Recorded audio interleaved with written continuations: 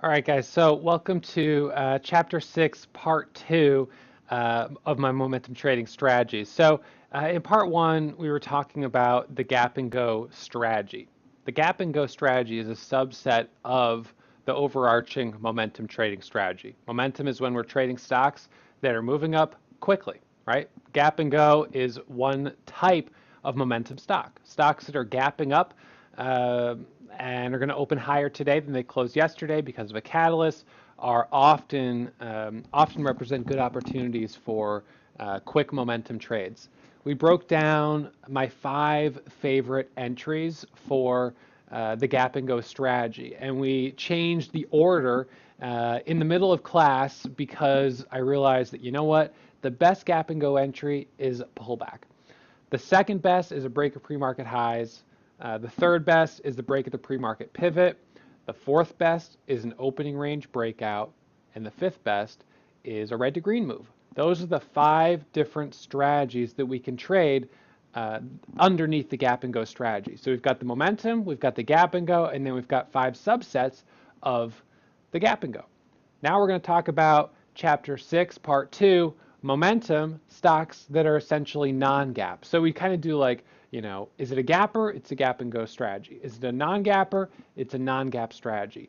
But the reality is, by 10 a.m., there's so much overlap because whether the stock gapped up or not, if it's surging up, it's in play. So this is for stocks really, I would say, just past the opening bell that were not on our watch list as being a gapper or that simply just started squeezing up. So the difference in these strategies, and I'm going to give you 6 subset strategies of the non-gap momentum strategy. And these 6, none of them care about pre-market charts. Pre-market chart doesn't matter. I mean, obviously it's significant, but they have no weight on pre-market chart is these subset strategies. So right now we're breaking into hour 3, so I'm gonna have a little drink of my iced tea, or it's not even iced tea, but whatever, my tea, and we will dive in. I don't know why I decided to do chapter 6, part 1 and part 2 in one day because I knew each class is like a 3-hour class. So in any case, they're both on the same topic. We could have split it out over 2 days, but we're doing it in one day. So here we go. Chapter 6, part 2, high of day momentum. So we've got the gap scanners and then we have the high a day scanners. So the high a day scanners are our way of finding stocks that are squeezing up right now, that right at this very moment are moving higher. Sometimes they were on the gap scanner, sometimes they weren't. So I guess the deviation or the separation here is that how we find the stock. We either find it on the gap scanner or we find it on the high day momentum scanner. Okay, so as you guys know, I love trading stocks that are gapping up, and it is my go-to strategy for morning trades. In fact, so far in 2017, 50% of my gains have been from stocks that were gapping up more than 2%. So it's a very critical component to my trading strategy. All right, but there are often times where we have opportunities to trade momentum throughout the day on stocks that weren't on the gap scanner. So how do we approach trading those stocks? How do we find them when they start moving, and how do we get our entries? What do you do when in the middle of the day, let's say, or even in the middle of the morning at 10 a.m., or in this case at 12:30 in the afternoon, when a stock suddenly starts squeezing up? Do you just say, well, it wasn't on the gap scanner, so I can't trade it? No, there are opportunities to trade these stocks. This is a momentum stock. The difference is that the catalyst occurred in the middle of the day. This had breaking news in the middle of the day. Most stocks have news that come out overnight, that comes out pre-market or after hours. In this case, the news came out in the middle of the day, and the stock spiked up from 55.50 to 56. We consolidated, and then we started to open up out of this bull flag up through 56.50 to 57. Consolidation up to 57.50, 58, 58.50, 59. So, there's a nice 4-point squeeze. Obviously, that's not even a 10% move on a stock of this price range. So and this was over the course of, an hour. So relatively speaking, the profit potential isn't as much as it would be on a, $5 or $6 stock, but the fact remains, stocks that have catalysts in the middle of the day or that start spiking up can give us the opportunity for a mid-morning or a midday trade. As you know, right now, I focus all of my trading from 9:30 until 11:30 a.m. And the reason I do that is because that's the time of day when statistically I've traded the best and when I'm personally able to maintain composure. Now, you guys are all in the strategy development phase. And as I've said, strategy development is the hardest part. And that's why you guys are here. You want help developing a strategy. I'm sharing with you the strategy that it took me years to develop. Once you've finished strategy development, you move into live trading. Live trading is easy. The hardest part is maintaining the discipline to not break rules. I can do that really well up until about noontime. And then after noontime, I go grab some lunch, I have a cookie, I come back, and I'm not as disciplined. I don't do as well following the rules, and I'm more apt to be sloppy and to make mistakes. And we know that it only takes a momentary lapse in judgment to lose $2,000, $3,000, $4,000, or even as much as $30,000 on my worst day, which was an impulsive afternoon trade that was completely unnecessary. So that's why I've honed in on focusing during the time of day where I am at peak performance. And for me, that's the morning. So although you can apply the momentum trading strategy to stocks experiencing a momentum at any period of the day, as this stock shows as it squeezed from 12:30 until 2 p.m., I will focus it only on the first 2 hours. So here we go. Let's see. And this right here is another stock that shows you how right out of the gates we had the gap and go trade. The stock squeezed up, we broke pre-market highs. So we could have gotten in this for the break of pre-market highs with an entry at 250, spike up to 3, up to 350, up to 365, a little bit of a pullback. First 5-minute candle to make a new high, goes up to 4, up to 450, consolidation, and then we break down. All the way down below the 9, down to the 20, consolidating, and then all of a sudden we curl and we break out. And at 11:30 we squeeze up. So this is the type of opportunity that we want to be able to capitalize on. This is a move from 350 up to $5. That's an opportunity. If we can find a way to get into that stock early in the move, we can obviously capture some good profit. All right, so the momentum trading strategy, it's important to note that gap and go stocks can become momentum stocks, right? That stock ZAIS was a gap and go, but then by 11:30, we're not really trading a gap and go on it anymore. At this point, this is something different. And so that's where this momentum strategy comes into play. This is simply a late morning momentum stock, which is perfectly valid and perfectly worth trading because this stock meets all of our criteria that we've already broken down as being required for stocks to have home run potential. The low float, the great daily chart, the high relative volume as a result of a catalyst, et cetera, et cetera. Okay, so when we see a stock surging up, whether it's on the surging up scanner, the high day momentum scanner, we know that right now that stock is experiencing momentum. So if there's a stock experiencing momentum right now, we want to look at it and ask ourselves, is there a trade opportunity here? Is there a potential for us to get into this setup and ride it another 5%, 10%, or 15%? So very simply, I look for the first pullback. I look to get in on the first bull flag. That pattern I showed you yesterday in class 5. That's what we look for, the first pullback. We look for the first pullback and we look for the second pullback, but I rarely chase stocks beyond that point. All right, now the first pullback usually, ideally, takes the form of a bull flag, but sometimes it'll be a flat top breakout, other times it'll be an ABCD setup or a moving average pullback. But in any case, these provide easy entries for quick profits, and these trades are usually between 5 minutes and 15 minutes long, sometimes a little shorter, sometimes a little longer. This is how we find momentum. These are the tools that we use. We find them on the high day momentum scanner. So if I pull up my momentum scanner from today, you can see right here, these are the stocks today that were hitting the scanner. These ones in yellow had the low float, super high volume. Some of the other ones in different colors were different types of scanners.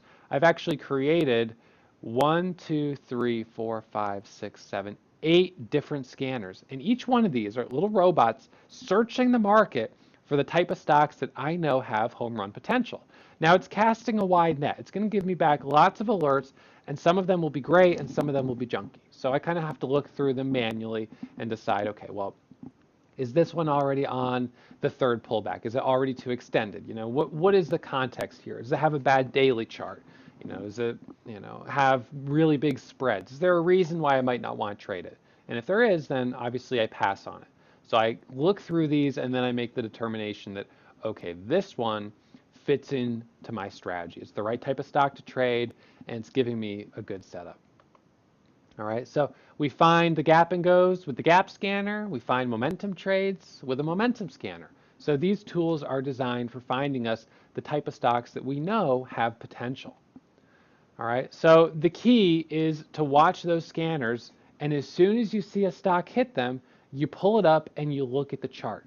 And you look and you say, well, has this already gotten too extended, or is this still positioned in a place where I'm going to be one of the first ones to the party, where I can get in on the first pullback? Usually what I'm doing is I'm looking and I'm watching the 1 minute chart and I'm saying, okay, can I buy the first little pullback? All right, remember, our job as day traders is to follow the volume around the market. We're hunters of volatility and we're managers of risk. Volatility and volume, they go hand in hand. In chapter 9, I'm going to share with you all of these scanner settings so you can just plug these right in and start running them on your own. And I'm also going to show you how to customize them, how to build them, etc. So for right now, just know that that's coming in chapter 9. All right, so learning to read the scanners. My favorite scans, massive volume and low float, right? That makes sense. Huge volume with a low float, that's a win-win scenario. That's why that scanner is in yellow. The second favorite is massive volume between $1 and $10, but doesn't necessarily have the float of under 10 million shares. But it does have the massive volume. I would prefer to trade really high volume than to always trade stocks with low floats, because if you have a low float but only medium volume, it's not that significant. This one right here is medium volume 1 through 10, and to me that's just like, well, it's only medium volume. I'd rather have high volume. This floats 189 million shares also, so it's only like so-so. This right here is a good example of a momentum trade. This stock was a gap and go trade and had a perfect pre-market high of $2. So we could have taken a gap and go trade at $2, and in fact I did. I took it at 197. So I got in at 197 and it pops up all the way to 260. So that's an awesome move right out of the gates. And then we pull back. And now at this point, you could say, okay, this is a gap and go strategy trade of buying the first 5-minute pullback. You could say that, but at the same time, this stock would have been hitting high of day scanners as it was squeezing up. And so now it's simply a momentum trade. So when you're buying the first 1 minute or 5-minute pullback on a gap and go stock, how is that really different from buying the first 1 minute, 5-minute pullback on a momentum stock? It's not. It's the same pattern. It's the same strategy. So in this area, they overlap. There are times, however, where this stock will start squeezing up when it wasn't a gapper. It wasn't gapping up. It just all of a sudden the bell rang and it squeezes up. So in that case, it's obviously just a momentum trade because there was no gap. So entry here, move up, and then the second pullback, at this point, this is like 10:30 in the morning. It's really not a gap and go stock anymore. It was back here, but at this point, again, we're just trading momentum, buying the first candle to make the new high. Stop is at the low. That's what I did. In at 285, selling on the move through 350. Super, super solid. Support at the 9 moving average. The pop up, consolidation, pop up, consolidation, etc. This is another example. This was a stock that it was a gapper, so we could have traded the gap and go setup on it. So we've got trade number 1 right out of the gates. And then it kind of, fades down, goes sideways, sort of out of play, until suddenly at 11:30, it pops right back up to high a day. And as it pops up to high of day, it hits the high of day scanners. High of day scanners are looking for stocks that are literally hitting new highs. They're hitting high of day. All right. This hits high of day, not at this price down here, but not until it breaks over the current high of day. It has to make new highs for it to hit that scanner. And that's why when it's, popping up down here, people don't notice it because it's not on those scanners. Once it's up here, now people start to see it. All right, we buy the first pullback right here, entries here, stop is here, selling through the squeeze. Second pullback, entry here, stop is here, selling through the squeeze. So although, yes, this stock was a gapper, it was on the Gap and Go scanner, and we could have taken the Gap and Go trade on it, that was at 9:30 to 9:45. By 11:30, this was just a momentum trade. Another momentum example, this is a stock that was kind of a gapper. It wasn't even a 5% gapper though. So we really wouldn't have been watching it. But all of a sudden it squeezes at 9:40 from $1.10 up to $1.50.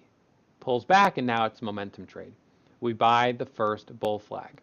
Okay? So remember, the momentum strategy is more than just trading a pattern. It's about understanding the rules behind the pattern. What's the time frame? What's the type of stock we trade? The time frame is 9:30 a.m. to 12 p.m., sometimes allowing for pre-market trading and sometimes continuing into the afternoon. The stock type preferred is under 50 million, ideally under 10 million, but we'll trade any float range as long as we have high relative volume.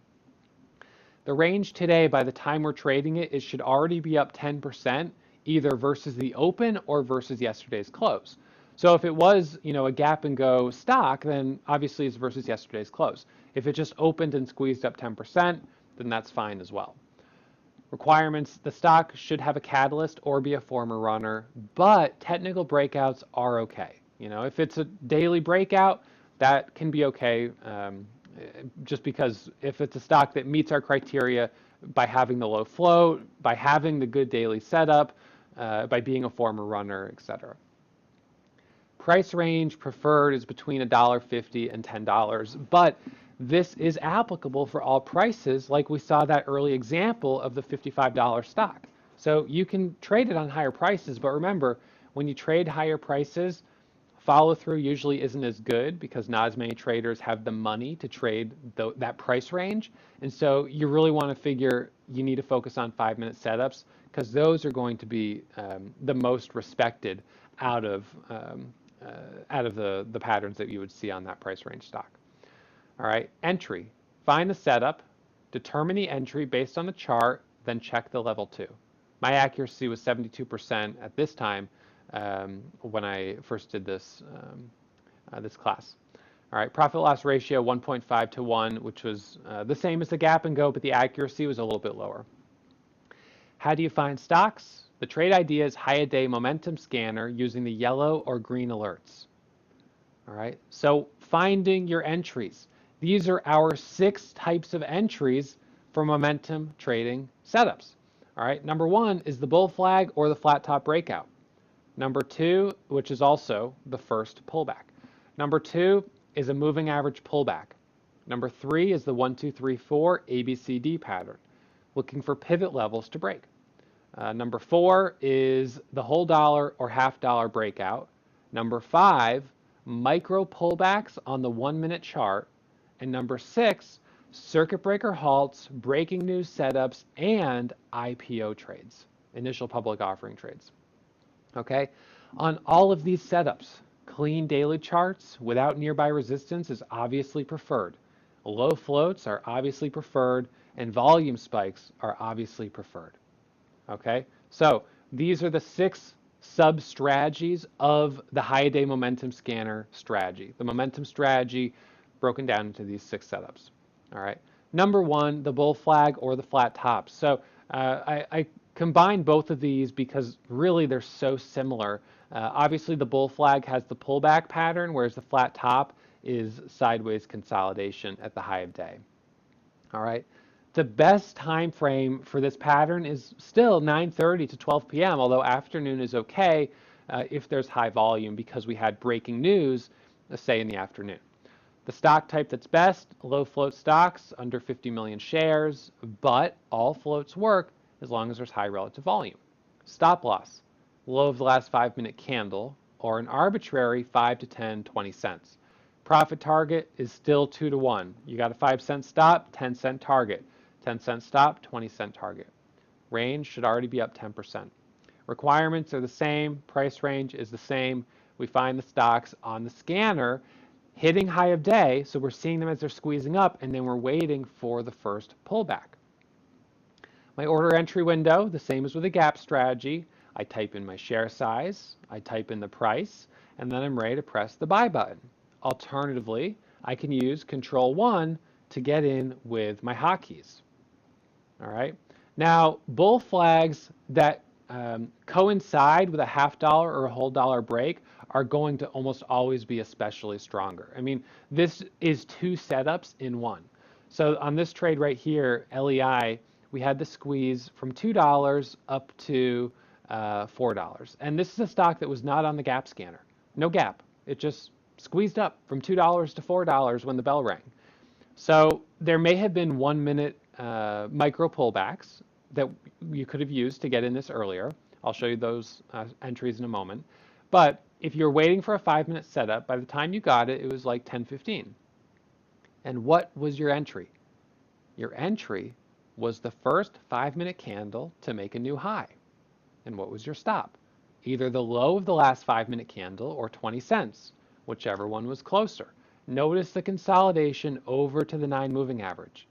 With an entry here at $4, you're also getting in for a whole dollar break. So it makes sense to have your stop right around 390. And where does this go from there? It goes to 450 into 5, 550 into 6, 650 to 7, 750 to 8, 850 to 909. That is incredible. That is a huge opportunity. 86% of the traders who took this trade in the room were profitable. I think those who lost money probably chased it and got caught in this pullback up here. This was a super, super easy setup. So initial entry here I said was at 250, which must have been a 1-minute micro pullback. Here's another one. This was not a gapper, right? We've got no gap. This just opened the next day and squeezed up from 12 to $20 a share. So we squeezed up here. I'm sure there are micro 1-minute pullback opportunities and everything like that. We got the move here first from 12 to 15. What was the entry? The first 5-minute candle to make a new high. Stop is at the low. All right. Breaks the high. That's your entry. You go from 1450 up to 15, 1550 up to 16. Second pullback. Consolidation. First candle to make a new high. Stop is at the low. Selling through the high up to 17. The third pullback. Risky, but on a stock that's at support at the 9 moving average and is continuing to show strength, may be worth a smaller position, knowing that you already have profit from trade 1 and trade 2. Selling through 17, 18, 19, and 1974.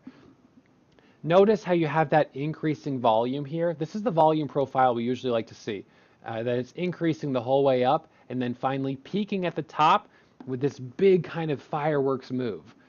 The thing is, this is what short sellers look for, because that's when you just get that final squeeze and then it comes back down, and it comes back down fast. So you have to be super careful and remember to take profit along the way and not be caught holding or adding way up here when you get that 2 or 3 point pullback.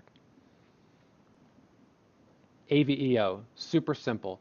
You've got the squeeze up, sideways consolidation, first 5-minute candle to make a new high is your entry. And then you sell through high of day. First target is high of day, selling through the squeeze. So this is a stock that was on our gap scanner, and it was a gap trade. Pre-market high was 2, so we had the first trade over $2, and then the first pullback, and now we've got the second pullback here around 10:30 a.m. First candle to make a new high is right here, and we pop from 280 up to 320, pull back for a second, and then up to 340. So nice, slow, steady gains on this one. This is that same pattern that I showed you yesterday or in class 5. This was that sideways consolidation, that long period of coiling under 55. Finally, we break that level and we pop up to 55.20. Not the biggest move, but still a totally decent setup. Now, also reminding you guys that you can trade momentum to the short side if you prefer. It's simply the inverse of this strategy. All right. Here's momentum to the short side again, and you see the shift point when we break over this moving average. So we break over it, we pull back, squeeze up, pull back, and squeeze up. So you can trade these both directions. I just, of course, prefer trading them to the long side. All right, so let's take a look here at a live example. This is MYOS. Let's see.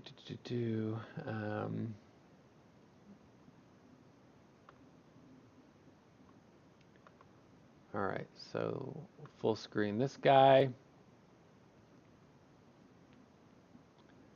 And we'll go to HD.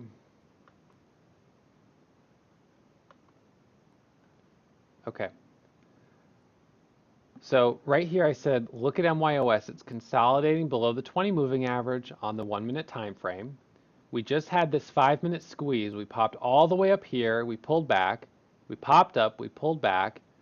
And I'm watching this for a possible entry. This is a 5 minute pullback. Now, obviously, ideally, it wouldn't have done this false breakout that it did right here, but I'm watching for the first 5 minute candle to make a new high. Note right here how we have this consolidation at this level, right at 460. You know, to me, if we break over 460, then we're going to be breaking over the 20 moving average, and then first target would be obviously a move back to high of day. And this is 450, high of day is $5. So we've got lots of range here.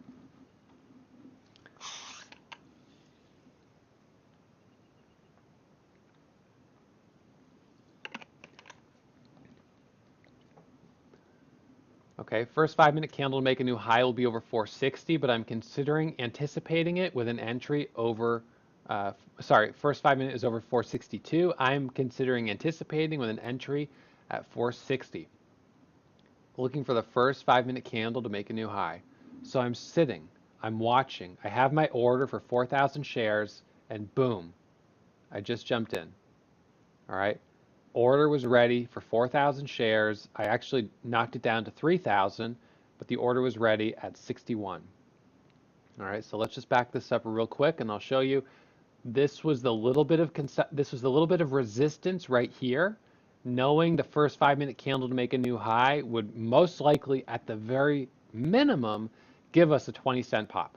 At the very minimum, a 20-cent pop. So that means if I'm in at 60, my stop is 50.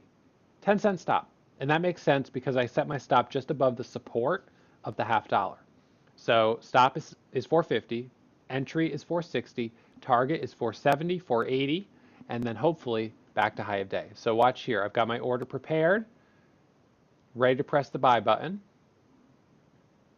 And boom, pressed it once and pressed it twice.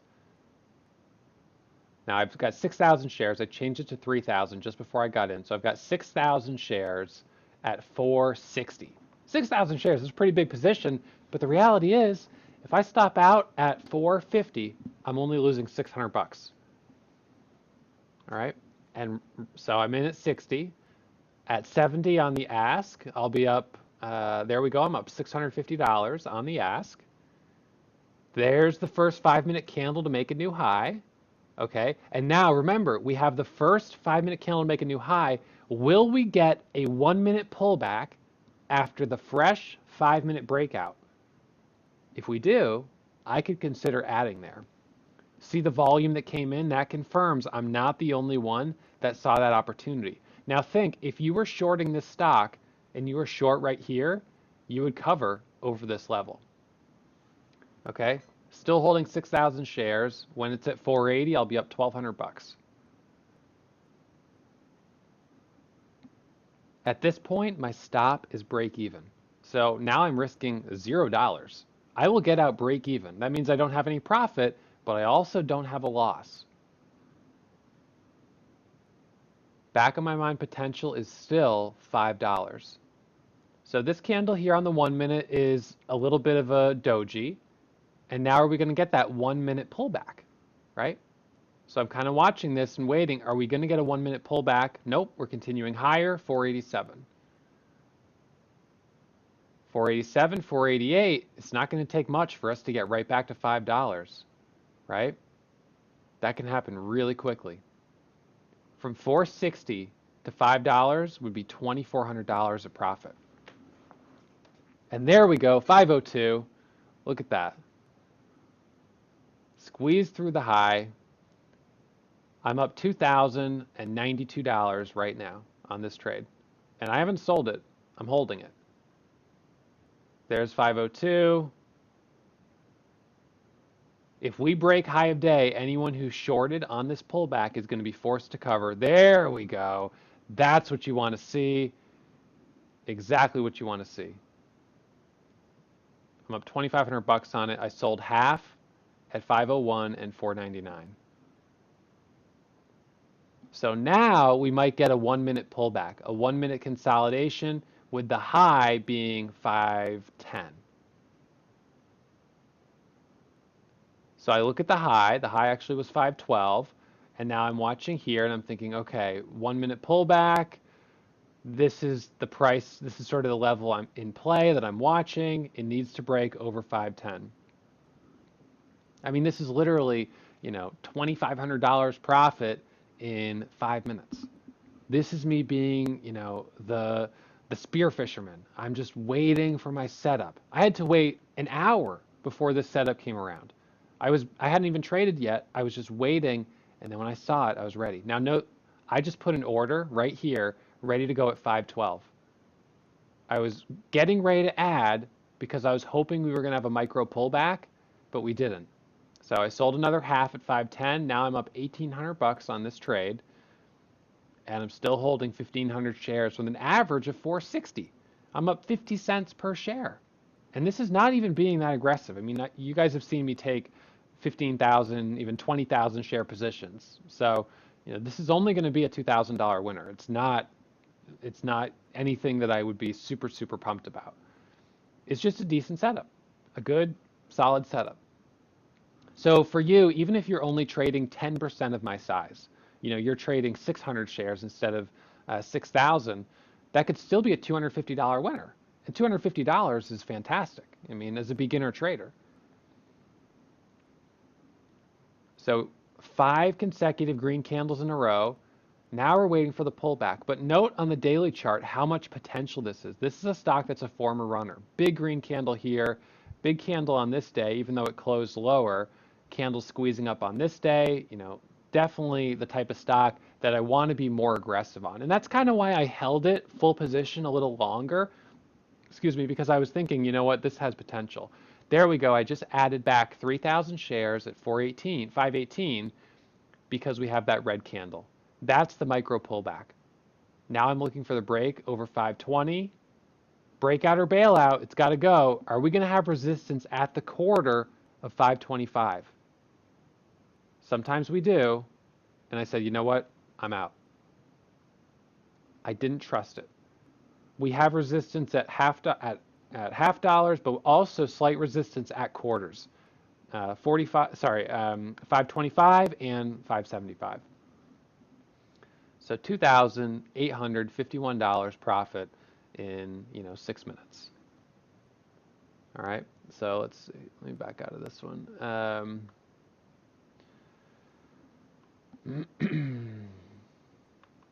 So that was MYOS.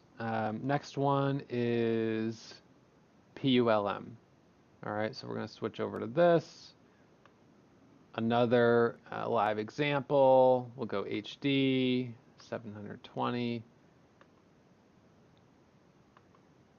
Oops, this one happened really fast. I got to back up. Okay, so PULM. This is a stock that hit our high-day scanner. It hits the high-day scanner, and what do I look at? I check the daily chart. The daily chart, not ideal. A little bit of resistance here right around 3. Above 330, it's going to look a lot better. But it's a former runner, a stock with a history of making a big move, and it just spiked from 240 up to 330 or $3. So I'm going to buy the first 1 minute pullback, the first 1 minute bull flag. So the high of the last candle's is 98. I've got my order ready at 303 to buy. I'm hovering over the buy button. And I'm going to punch it right there once, twice, 3 times. I pressed it 3 times. And look at that. I'm capitalizing on the fact that I know that anyone who would short there, who would short as this spiking up, when it goes up higher, they're going to get out. $777 in, this is one of those fast trades. 1 minute pullback. The first 1 minute pullback right there. That's a momentum strategy. Whether it happens on a gap and go stock or it happens on a stock that just suddenly hit our scanners, when you see this spike, you wait for the pullback. Entry is the first candle to make a new high. Stop is the low. Easy, easy trade. 700 bucks. I pressed the buy button 3 times because I'm not sure whether I want to buy 2,500 shares or go full size. For instance, if I buy 2,500 and I can see right away that there's a hidden seller, I might say, ooh, maybe I'll just hold off on this.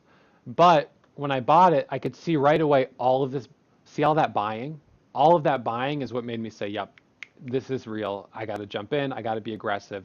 I jump right in.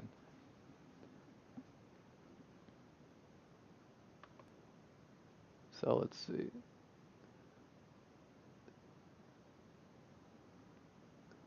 So I think we've got a seller.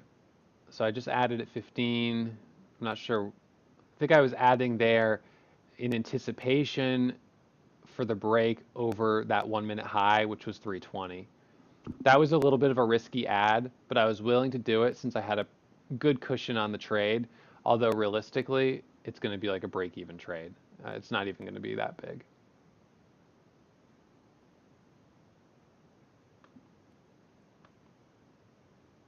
The solid trade was right here. You only need to do that a couple times a day. All right. Let's see. Next example is, let's see, AEHR, bull flag. So I'm going to go in here.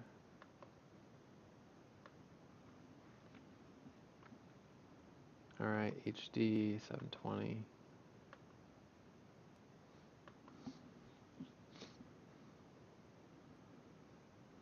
All right, so this is the second 5 minute pullback.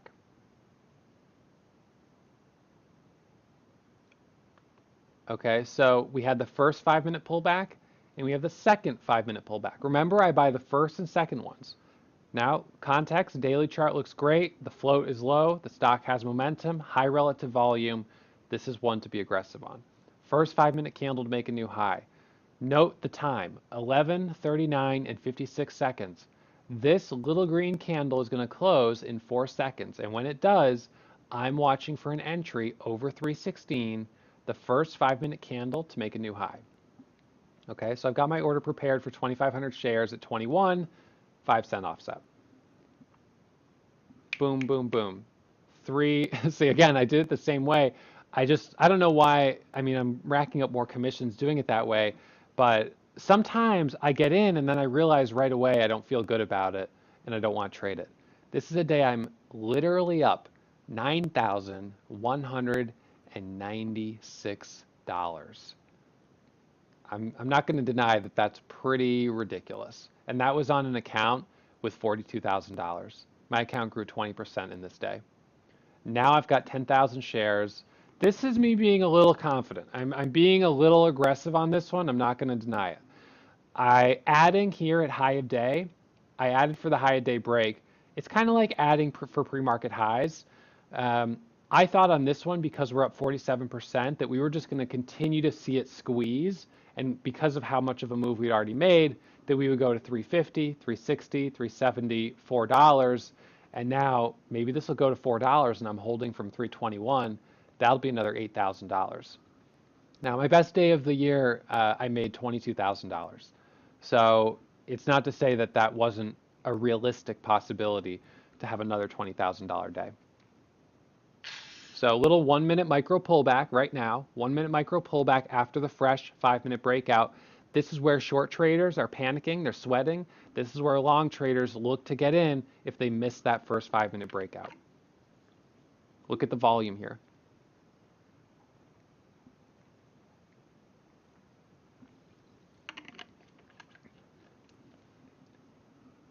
There's 40 on the ask. We need to get over 40. We need to get over the $0.50.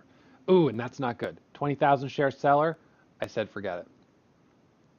See that?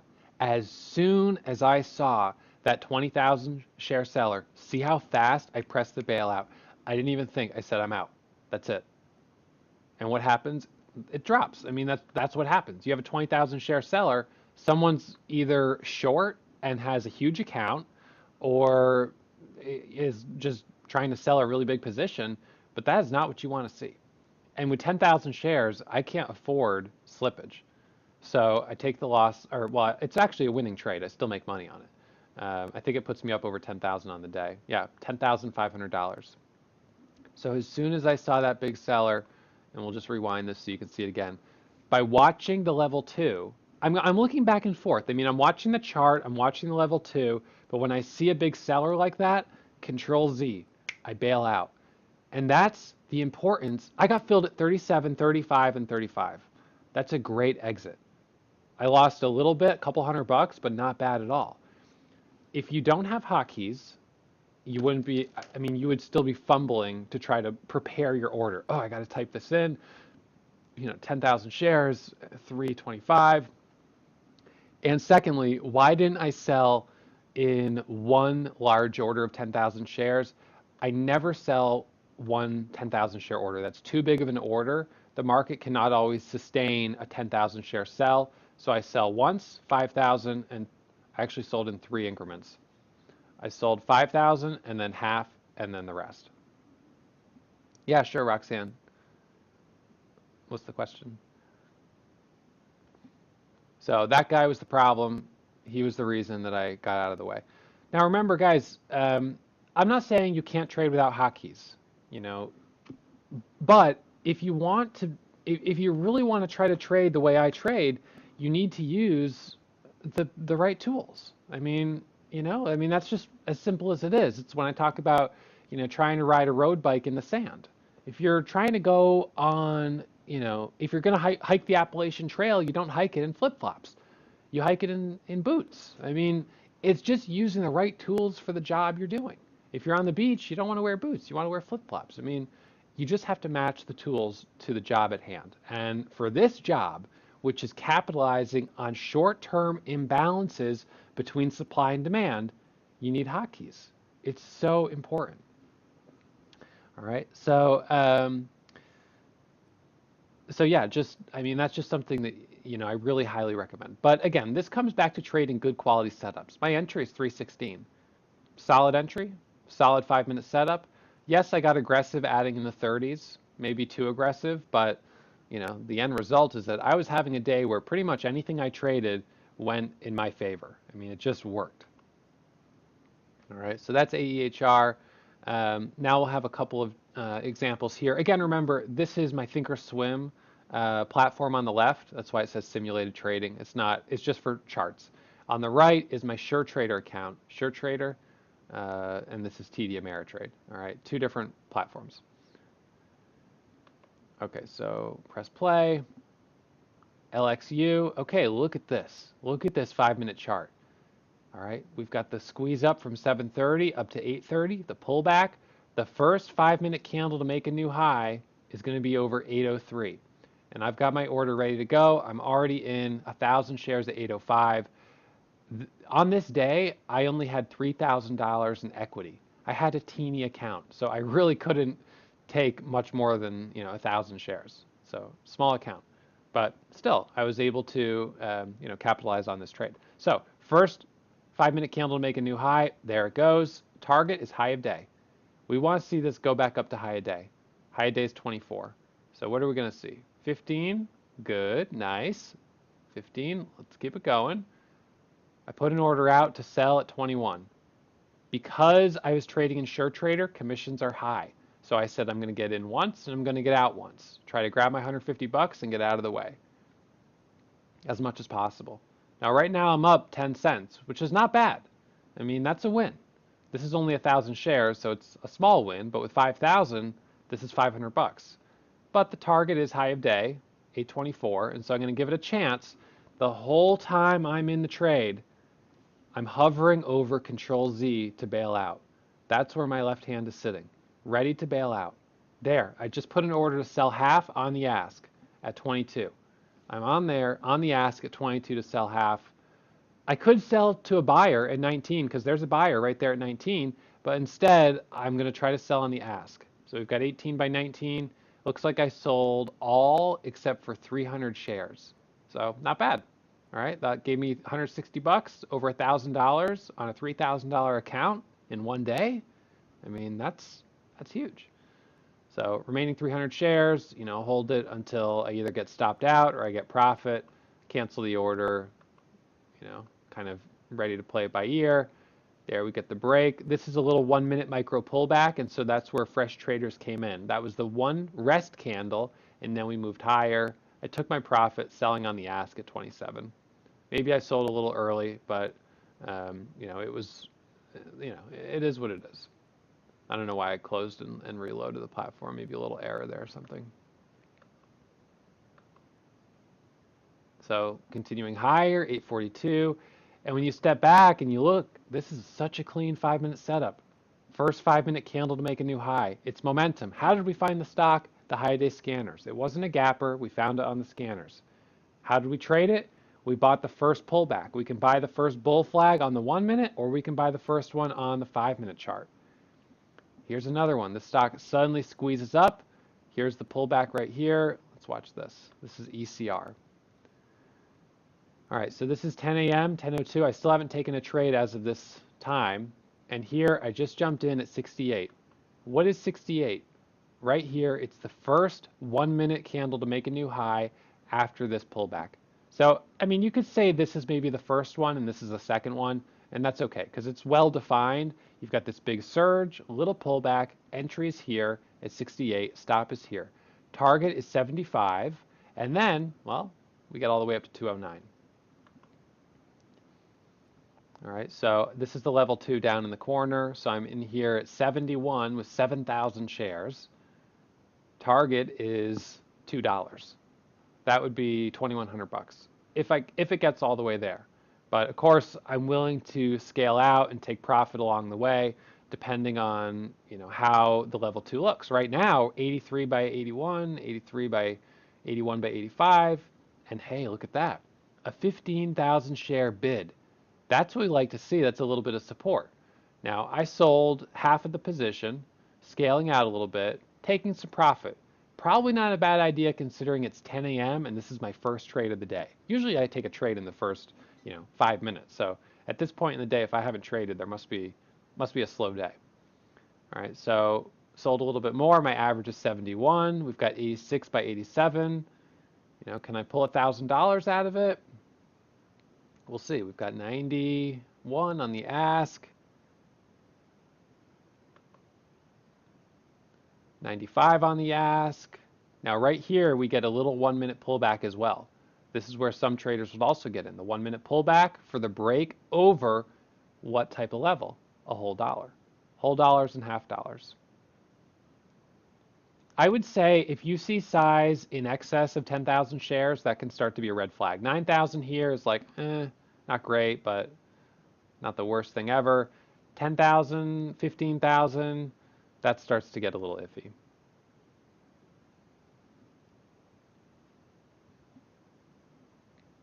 All right, so right here, we're in this little consolidation. We haven't broken over the highs yet. And then the first 1-minute candle to make a new high will be over, I think, 95. So let's watch the volume. Let's watch the time in sales. 6,000 shares at 90. I'm still holding 2,000 shares from 70. I'm up 300 bucks unrealized, but holding it. Looking for the break over $2 and also ready to add for the break. 3,000 shares at 90. Someone sneaks in at 89 to try to sell a little bit. A little consolidation. It's going to happen any moment here.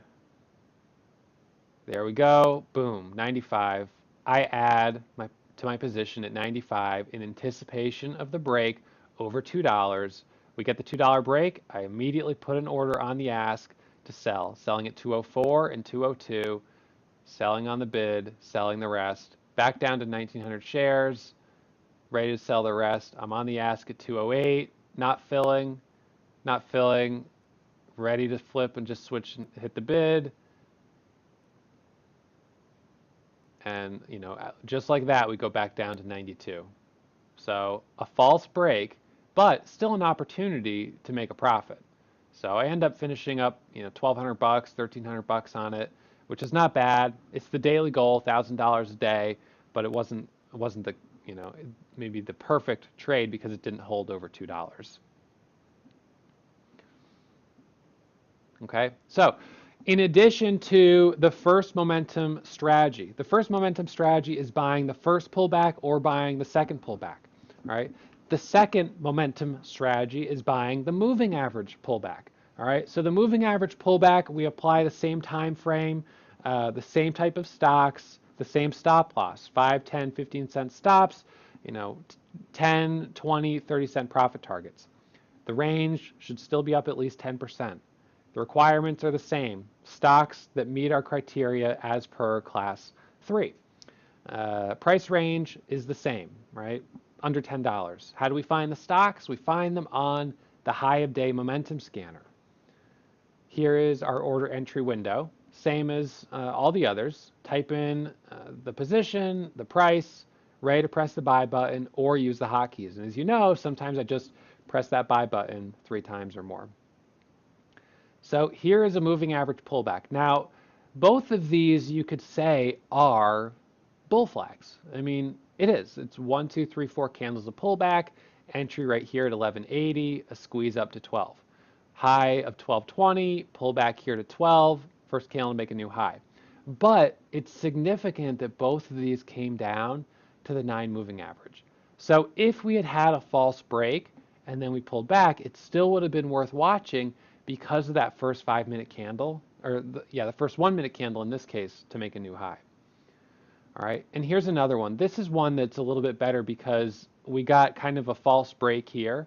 We went higher and then we pulled back and then we opened up. So once we got that moving average really underneath us, that's when we got that move higher from 738. That was high of day, but possible entry in the 20s, adding in the 30s, and then squeezing up to 750 to 850 and up to 880. Pull back here, 1, 2 candles. This candle makes a new high, kind of choppy, and then it opens up to 938. Now, check out this one. This is kind of interesting. This is a stock that just sort of was grinding up all day long, and until it broke that 9 moving average, it was strong. This went from $35, actually from $35 up to $43 a share. That's an 8-point move. I mean, it's a high-priced stock. It's not the easiest one to trade, but these moving average pullbacks, these are pullbacks to support. We love buying strong stocks off support, number one. We love buying strong stocks on pullbacks. Pullbacks are opportunities to get in a strong stock at a slightly reduced price. Here's the moving average pop, which we could use for shorting. So we pop up to the moving average, consolidate sideways, and then we roll over and sell off from 68 down to $67. Here's another one. A drop, pop up to the moving average and fade. Up to the moving average and fade.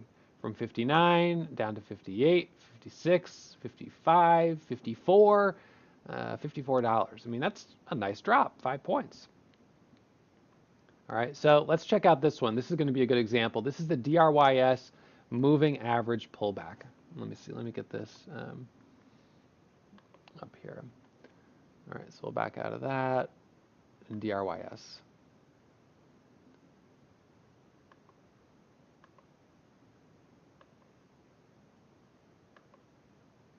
Okay, so we're watching DRYS, and see, this is not your typical bull flag in this case because it had a false breakout here, a false breakout here, and now finally it's getting above the moving average. So you can see it's just not the cleanest trade. It's not super easy.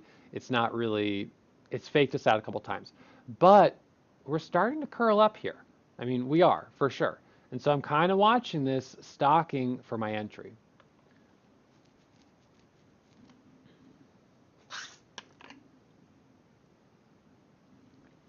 It's reclaiming the 9 moving average. The price that I'm watching, 16.50, the $0.50 break. I've got my order at 16.50, ready for 1,000 shares right now. So 16.50 is the spot that I'm watching, and I'm thinking over 16.50, we'll get back to 17. Over 17.50, 18. This had a high day of $19.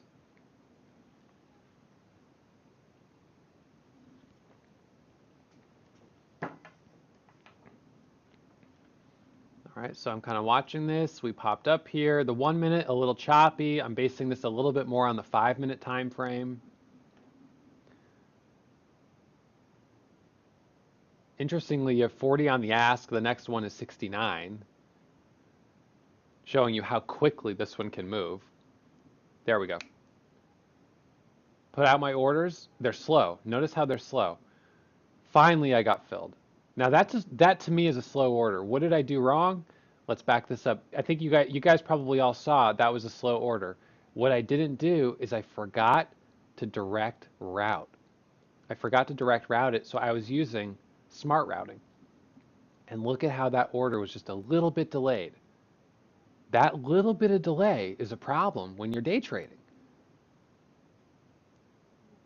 Okay, so I'm going to press it. As soon as I see 44, I'm anticipating the break over the $0.50. So here, right there, we started to get buying. See all those green orders? I see that. We've got buyer, buyer, buyer, buyer, buyer. So I'm like, okay, this thing's starting to move. I see the 4,300 share seller at 50. So I click the buy button right here. There, and it's just sitting there. The first one is just sitting there, and the second one is just sitting there. I pressed both of those orders at 51. You would want them to fill instantly, and they're just sitting there. They're being smart routed. Smart routing is not always smart for the day trader. So those are waiting. Finally, they go through. I switch to iNet, which is a direct route, using a hotkey. Now I've got 3,000 shares at 50. And I'm like, okay, here we go. Now I'm ready to go in. So by clicking on this right here, I can pull down all of the routes, or I have hotkeys scripted so I can change the routes by pressing hotkeys. Okay, so look at this 5-minute chart. Starting to look good. Here we go. I added 1,000 shares. Now I've got a 16.57 average. I'm adding because I'm thinking this is going to get over 17. And over 17, back of my mind target, 17.50, 18. I'll show you in our section on hotkeys, chapter 10. It's hotkeys and direct access routing. I'll show you how to use this. Okay, so now we're looking for the first 1-minute pullback after a fresh 5-minute breakout.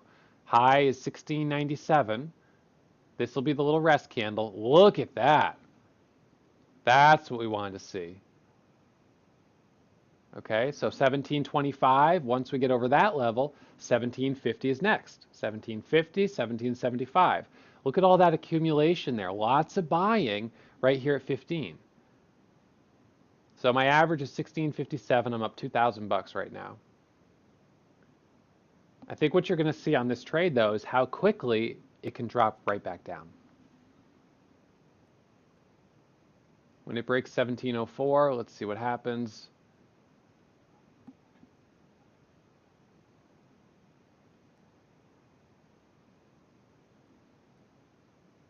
Boom, 80.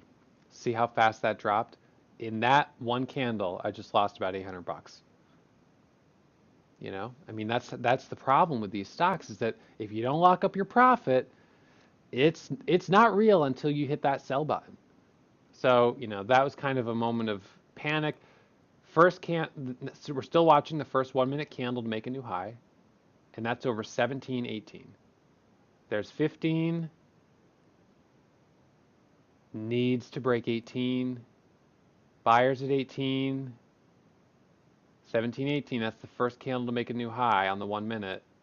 Needs to break 17.18. Are we going to do it? You know, moment of truth, and we're pausing. That's not good. Moment of truth, we should have been squeezing. Traders like me are going to get antsy. We're going to start pressing the sell button. Look at that. Look at that. All the way down to 75. I just lost over $1,000. I mean, I made money, but I just gave up a ton of profit. Now, on this trade, I was holding, looking for a bigger move. And look at that, all the way back down to 1650. It was disappointing. I had the right idea, but it just didn't follow through. So a reminder to take profit. Now, on this day, I was already above my daily goal. And I thought, back on my mind target, you know what?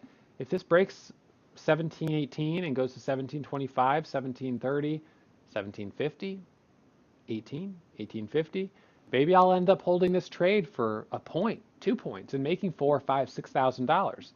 You know, just because I'm up $2,000 to me right now doesn't necessarily mean it's the best trade. You know, when I have a good day, I'm making 5,000 or 10,000 on a great day. So, you know, I was kind of like, well, I'll hold it, give it an opportunity, but it just didn't work out. So that's okay. It was still worth a try. All right, so we'll back out of that one. We've got a couple more live trading examples coming up. Okay, so DRYS, moving average pullback. And then we, of course, have the 1, 2, 3, 4 setup, also sometimes known as the ABCD setup. All right, so we talked about this yesterday. You've got the pattern, and then you have the strategy. The strategy is how you trade the pattern. So the strategy is that you trade this pattern from 9:30 to 12 p.m. It's best on low float stocks. It's you keep your stop at the low of the last 5-minute candle or an arbitrary 10, 15, 20-cent stop. Profit targets are 2 to 1. It should already be up at least 10% today. It should have a catalyst or be a former runner, but technical breakouts are okay. Price range preferred between $1.50 and $10. Stocks, how do we find them? On the high-a-day scanner. Order entry window, same process. You type in your share size, your price, you press the buy button. If you'd rather use a hotkey to get in or get out, that's okay too. So we talked about the anatomy of this pattern yesterday, or in class 5, the move up, point 1, 2, 3, 4 is breaking point 2. And this right here is a great example. Down, up, down, breaking over the apex of this high, a high of point 2. This is 1, this is 2. That was the spot volume came in. And we're not the only traders who saw it. This was a big volume spike right here. Okay, so when we're watching these patterns forming, often they start as a bull flag, like right here, that gives you a false breakout. So you often take the first trade and it's a false breakout, and then you say, okay, well, I'm going to wait for the next trade. You know, I'm going to wait for the next opportunity. And then that's where you would get in here at 7 in anticipation of the break of this point 2, which is point 2 of the 1, 2, 3, 4 setup. And then from there, you're looking for high a day, and you get it on the move from 7 to 8 and 8 to 9. All right, so here's a video of the 1, 2, 3, 4 pattern. So we'll jump back in here to our live examples, ABCD setup, also known as 20. Okay, so here we go. We've got, let's see, the pullback, the move higher, the pullback. So the high is this level right here, which is about 290.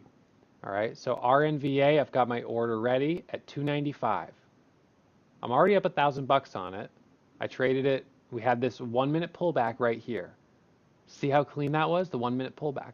The second 1-minute pullback, although you could have traded it, it didn't work out as well. Resistance at 90. We pulled back, and now we're starting to think, look, right now we have 1 minute left on this current 5-minute candle, which has a high of 90. Yes, we're kind of floating way up here. We're not at our 9 moving average support, but stocks can be irrationally strong. This is healthcare. It's a good, strong sector. It's a low float stock. Look at the daily. We're breaking out here, starting to squeeze up. Lots of potential to move higher up towards 859. So, you know, huge potential. Watching here for my entry. On the 1-minute chart, the ABC pattern says over 290. The 5-minute, as soon as this 5-minute candle closes, will also confirm. But interestingly, the 5-minute will be a bull flag, while the 1-minute is the ABCD pattern. So two patterns that kind of overlap to create a super strong pattern. When you have multiple time frames aligning, that's when you have some of the best setups, because traders who trade the 1-minute see it, traders who trade the 5-minute see it. More traders seeing it means more buying, right? More follow through. The bigger move, bigger breakout. There, 5-minute candles closed. And I'm saying, you know what, guys? I think I'm going to take a starter over 80 because we kind of have these two candles here sideways. And I think if we get over 80, that it won't take much for us to break over 90. So if I get in here on the low of this pullback, my stop is like right down here. You know, I've got a tighter stop. So this is a little more aggressive, but I'm up 900 bucks on the day. I've got a cushion. So I say, you know what? I'm going to be a little more aggressive on this. I'm going to take the entry. I think it'll give me instant resolution. Remember, on these trades, I want instant resolution. There we go. I'm long at 80, 5,000 shares, but my order, my limit order is 93 because that was the most I was willing to pay. And I'm using EdgeX as my route, direct route. And that was a super fast order, super fast fill. Here we go. There's 85, 88. Look at this. Look at this. I'm taking some size on this one. I've got 15,000 shares at 285. All right. I added another 5,000 and I added another 5,000. All right. So I am looking for 5-minute confirmation and a breakthrough $3. I want to see this breakthrough $3 and go up towards 310. If this hits 310, it's going to be a nice trade. 17,500 shares. I'm being aggressive. I'll admit I'm being aggressive. I'm not sure why I was so aggressive on this trade. All right. Now, when I added at 95, I thought we were going to break at that moment over 3. So now I'm a little bit like, ooh, I have a huge position and I'm only up 4 cents. 4 cents with 17,000 shares is not a really big cushion because I can lose 4 cents in slippage. If I market order 17,000 shares, I'm going to get slippage. So we got the high, we got the spike. Now we're kind of like, okay, well, this could be a little risky. This might not work out super well, but at the same time, we're getting 5-minute confirmation. We just need to get over $3. So as soon as we get over 3, I'm going to be thinking, okay, I got to lock in profit because I almost just, lost a good amount on this. If it had gone the wrong way and dropped down to 70, I would have lost 1,700 bucks. It wouldn't have taken, much at all.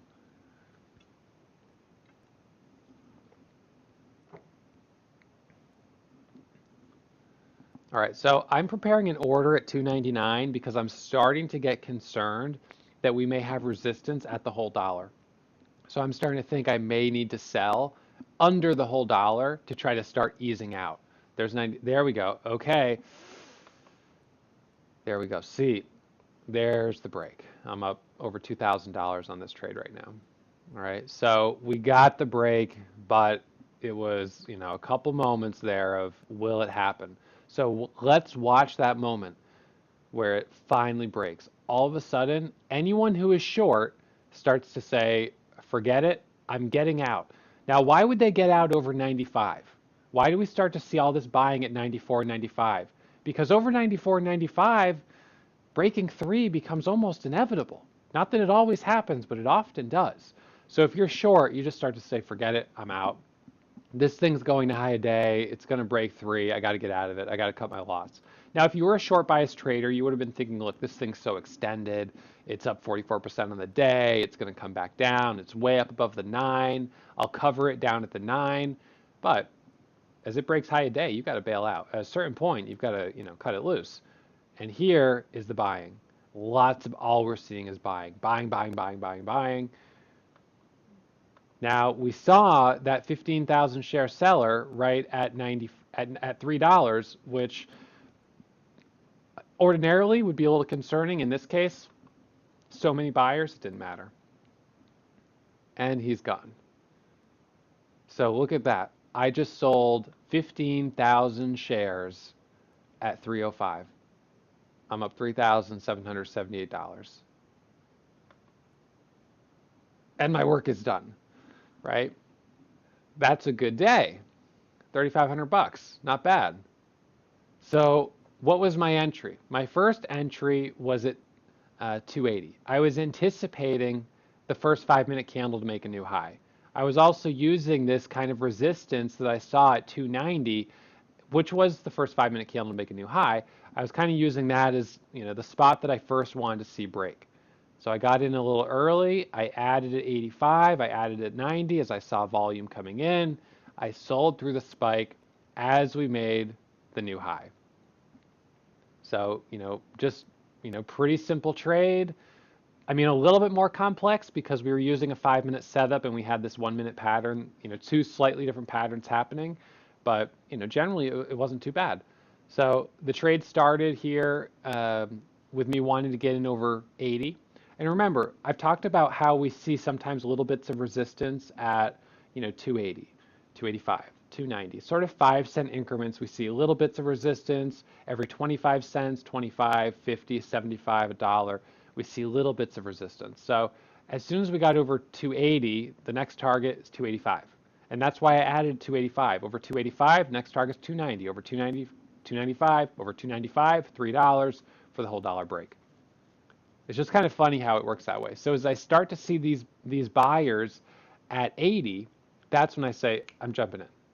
Or maybe it was even buyers at 79. So I see, okay, this looks good. Waiting for some buyers. Let's see. Just fast forward just a teeny bit. Okay, so we've got 2 candles sideways. There we go. All that buying, and I'm like, I'm in. And I just added 2,500 shares and added another. I thought this was going to go right away. I thought right there we were going to get over $3, and usually we would. But on this one, for some reason, we hit 95 and we pulled back, and that was a little moment of kind of nervousness, because I was like, holy cow, I've got like, 17,500 shares. Every penny this moves is $175 profit or loss. It goes up 10 cents, I'm up 17.50. It goes down 10 cents, 17.50. It's not going to take much for me to lose 2 or 3 grand on this if it drops back down to, the 70s. I mean, it could happen fast. So I got a little nervous, but I stayed the course knowing that this is a good 5 minute setup.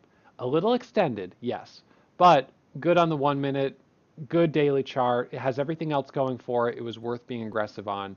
And so here's the break over $3. Let's see. We'll back up that. So here we go, looking for that break over 3, for the volume to come in, get that squeeze.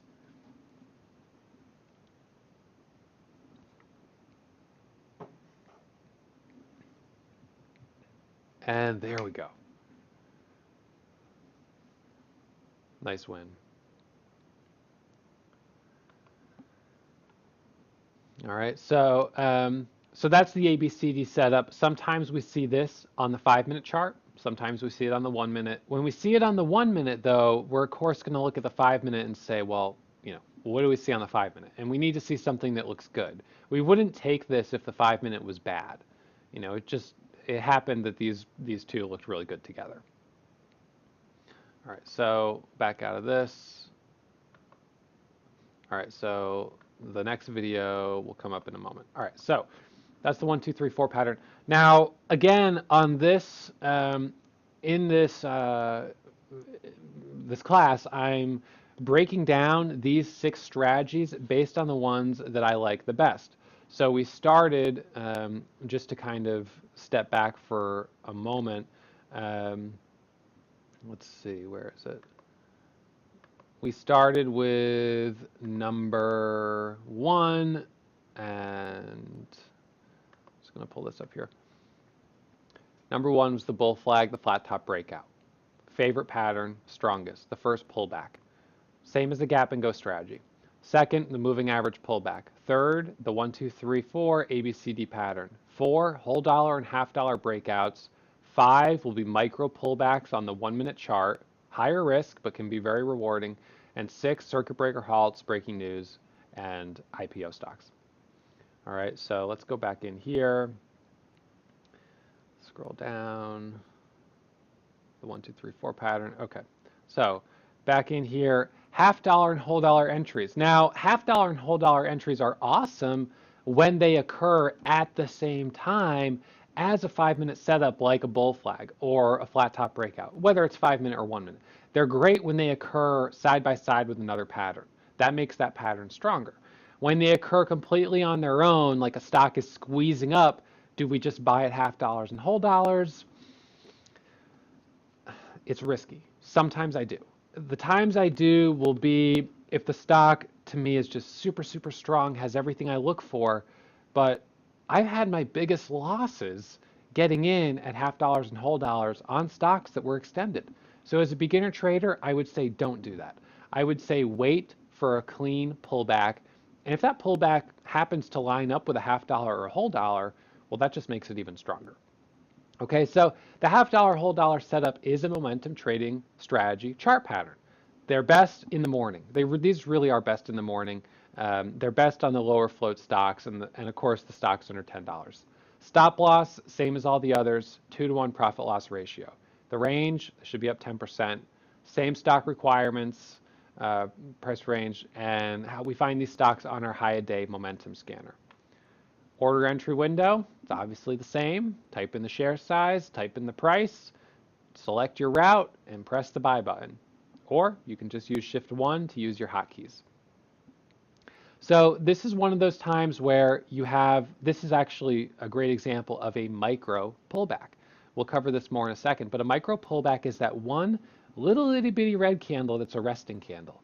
Notice how we're resting right underneath 449 under the half dollar 450. That makes that such a great entry. I would absolutely jump in there at 450.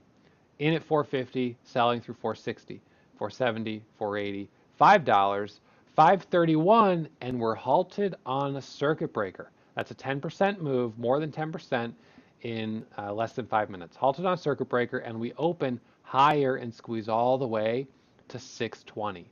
From $4 to 620, 50% move in 30 minutes. Not bad. That's an opportunity. The question is, do you know how to capitalize on it? The next time you see a stock hitting your high day scanner, you're going to be looking for the first pullback. When that first pullback lines up right near a half dollar or a whole dollar, you know that there's going to be added boost when it breaks that level. Here's another example. The entry here squeezing up towards 2. Now, it hit the high day scanner at 95. Actually, 85, 86, 87, 90, 93, 94, 95. So you could have said, I'm just going to jump in this at $2. Obviously, though, that's risky. You could. The safer thing would be to wait for the first red candle and then get in after on this micro pullback. That's a safer place. But some traders being aggressive will just get in at $2. If you get in at 2, where would you set your stop? Tight stop, 190. Always 10 cents below. You're getting in at 350, stop is 340. You're getting in at 3, stop is 290. 10 cents below when you blindly get in at a half dollar or whole dollar. And again, this isn't blindly getting in because this is the right type of stock to trade. It's got a great daily chart. It's got a low float. It meets all of our criteria, except that we're not waiting for a pullback if you just buy at a half dollar or a whole dollar. You're buying as it's squeezing. Of course, there are times where stocks like OPTT here go from $2 to $7 without hardly pulling back. This went from $2 to $5, 100% without a pullback. Now, because I've traded OPTT in the past, it's a former runner. It's a low float stock with a great daily chart, with a catalyst, spiking up right now. It's one that I would say, you know what? Maybe I'm not going to put out, 20,000 shares, but I'll chase it a little bit. I'll go ahead and test the water with a quarter size at 250.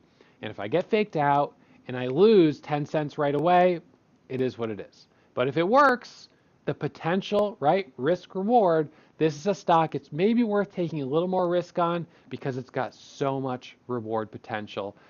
And that's what we got. 250 to 3, 350 to 4, 450, halted on circuit breaker, up to 5, pullback, first 1 minute candle to make a new high right here. So you can wait for the first pullback. First pullback is right here. Entry, stop, selling through the squeeze. All right, so you could have taken a couple different setups, but the easiest way to get into a stock like this that's just squeezing up would be at half dollars or whole dollars with 10-cent stops. Now, when you have, a pullback like this that's right under 550, it's right under the half dollar, that makes getting in at 550 that much better, right? Super good, super strong setup in at 550, stop right here, selling through the high. Break over 6, kind of retesting support, squeezing up towards 650, a little resistance there, and then up to 680. And here we go. We've got a live example of a whole dollar break on OPTT. So this one might be from a different day. Yeah, I think it is.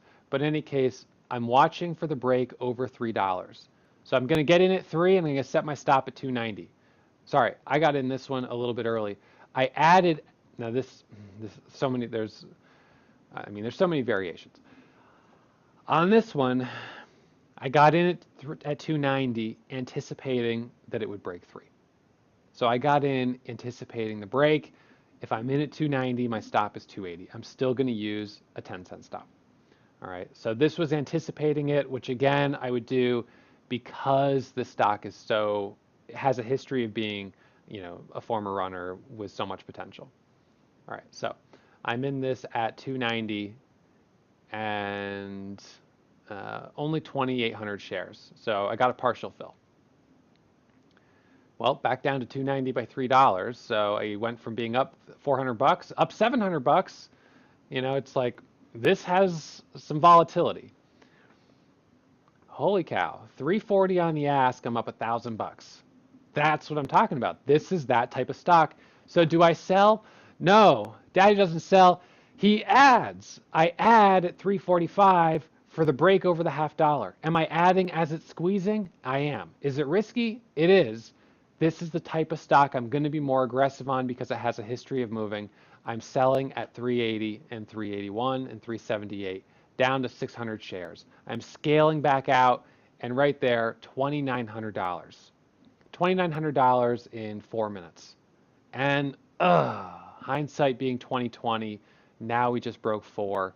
Maybe I should have held it longer, right? That's the kind of feeling where you're like, hindsight's always 2020. I've got an average here of 315, and I'm up $1 on the ask. From 315 to 415, 416 by 425. This thing's going to give us a circuit breaker halt. Here we go. See how the level 2 is pinned? Level 2 is pinned. We're not moving. This is going to get halted on a circuit breaker. We're going to get a little P for pause as soon as it's halted, and there, P for pause. We're halted. So now I'm holding 650 shares, and finally I update the chart. Of course, I wish on that one I had been smart enough to hold 5,000 shares, but the reality is, remember that trade I took on DRYS where I was up $2,000 and then all of a sudden it came back down, right? I don't want to give up profit because I don't take profit. I have to be able to take money off the table when I'm having a good trade. If I leave the whole thing open, it can come back down so fast that I'll lose it all. I've made a living trading by taking a little profit when I have it. I take a little when I have it, take a little when I have it. So I've got shavings, lots of shavings, small profit here, small profit there. And over the course of weeks and months, it adds up. And every now and then I'll have a trade, even like this one, that ends up being a really great winner. I've still got 650 shares. That's an extra $800 right now. So it's not like I'm losing money. And remember, you don't lose money when you take profit. You will never go broke taking money off the table. It's a good habit to take some money off the table. Just keep a little piece in there for the bigger move.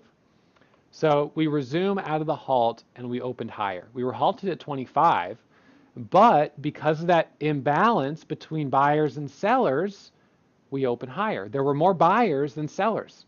And when that happens, you open higher, matching the buyers and the sellers. We open right around 61 and we squeeze up to a high of 489.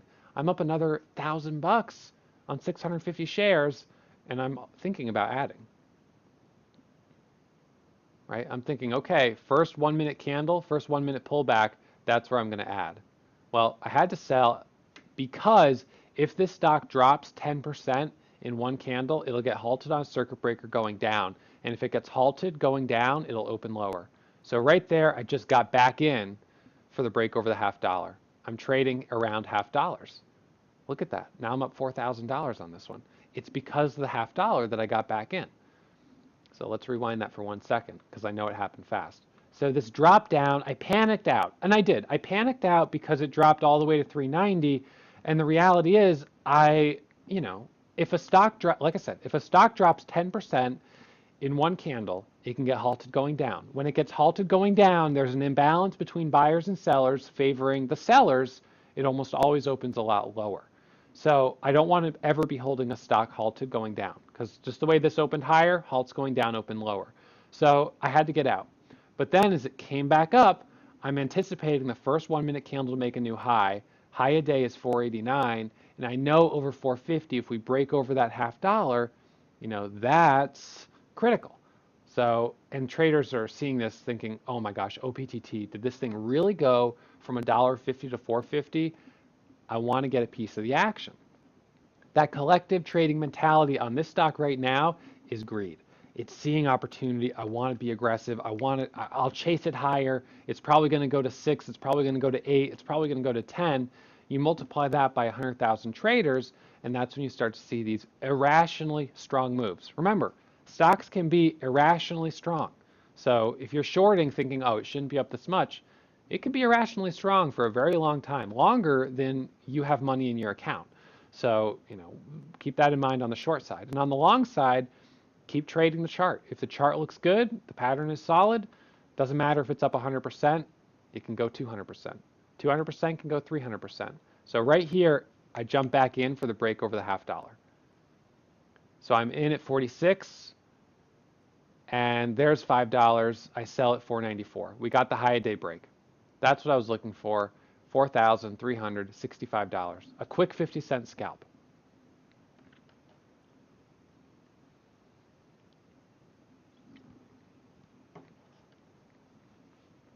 Right? I mean, that's it. So let's see if I take another trade on this one. I can't remember if I do or not. Oh, yeah. Oh, see. Okay, so this is the one where I don't know why. For some reason, I think I was like, well, I'm up 4,300 bucks. I've done pretty well.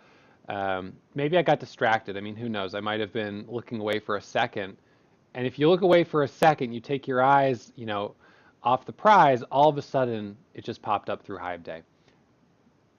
I mean, I don't know. It's annoying to know this in this recording that I sat there watching this 1 minute pattern form and I didn't take the trade. What was I doing? I don't know. But the first 1 minute candle to make a new high, right? Sometimes you blink and you miss it, like John says. Yeah. So first candle to make a new high is over 60. What happens when the 60 breaks? 70, 80, 90, 530, 540. Anyone who's short is marketing out. The imbalance between the buyers and sellers squeezes up. If I had gotten in 5,000 shares at 460, I could have sold it right here at 520, 2,500 bucks. That's how you turn a $4,000 day into a $7,000 day, and then into a $10,000 day. A win here, a win here, a win there, they add up. So I don't know why I missed that trade, but I didn't even press the buy button, so I just missed it completely. But here you go. This right here is a second little 1 minute pullback, 550, 562. Look, this is just irrationally strong. But in this, you can capitalize on the imbalance, the short-term imbalance between buyers and sellers. And I guarantee you, even though this is up 250%, you will see stocks do this again. Seems crazy, but you will see this. You'll see this probably on a weekly basis, where there'll be a stock that moves in excess of 100%. Sometimes we get into a really good hot streak in the market where we'll see stocks making 100% moves every single day. As of late, it's not been that hot. It's been, a couple times a week. But, in any case, these opportunities will come again. So I want you to watch these replays. Of course, you can watch this class again. I'm also uploading live trading examples just like this to Chapter 6 of the strategy to show you, just me doing this. I mean, other days where this is the setup we saw, this is how I traded it. Most of them will have audio commentary of me actually trading. So you could watch them with that. Some of them don't. Some of the older ones were just visual. So, anyways, just keep that in mind. But yeah, you will see these opportunities again. So study these charts because these will be, what guide you through the next, home run trade. So one of the things I really encourage you to do, and you should definitely write this down, is to print out 3 or 4 of the A quality setups from this PowerPoint. You'll have the PDF where you can download it, print them out, and tape them next to your computer. That way, when we're watching some setups forming in the morning, tomorrow or later this week or next week, and you start to look at that, you say, wow, this looks like it. This looks like the A quality setup. I'm seeing the candles coming back. First candle to make a new high. This is it. I'm going to take the trade. And that gives you that added conviction because you're looking at an A quality setup as your example. All right.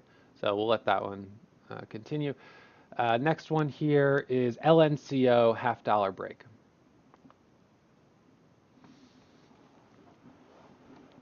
All right, so LNCO, I got in this in anticipation of the half-dollar break at $1.43.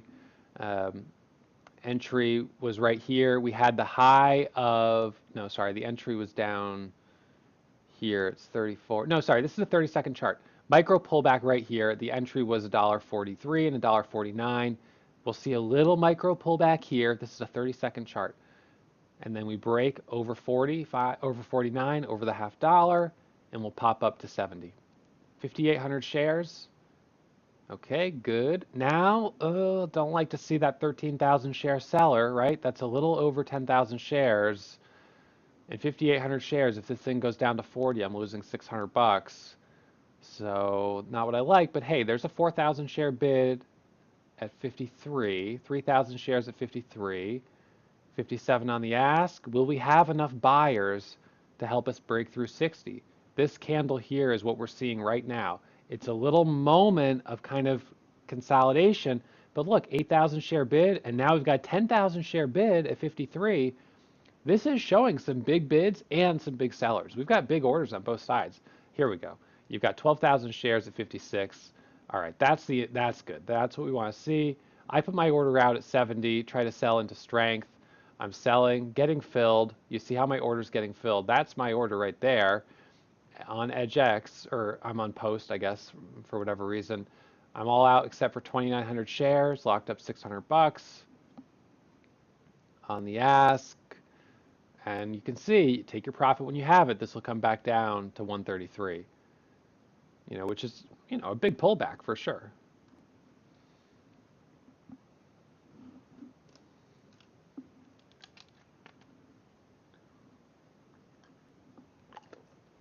So you can see there, all out of the trade, taking the profit. All right, so half dollar break, in at 150, 143, anticipating the move. Easy, 20 cents profit. All right, here's another one, BOSC, half dollar break. Okay, so there's right there, I'm in at 47, anticipating the half dollar break. 6,000 shares at 47. 46 by 50. I put an order out already to sell at 57. So I put an order to sell at 10 cents, up 10 cents. First profit target. Sometimes I'll put those orders out, just put them out there, let them sit.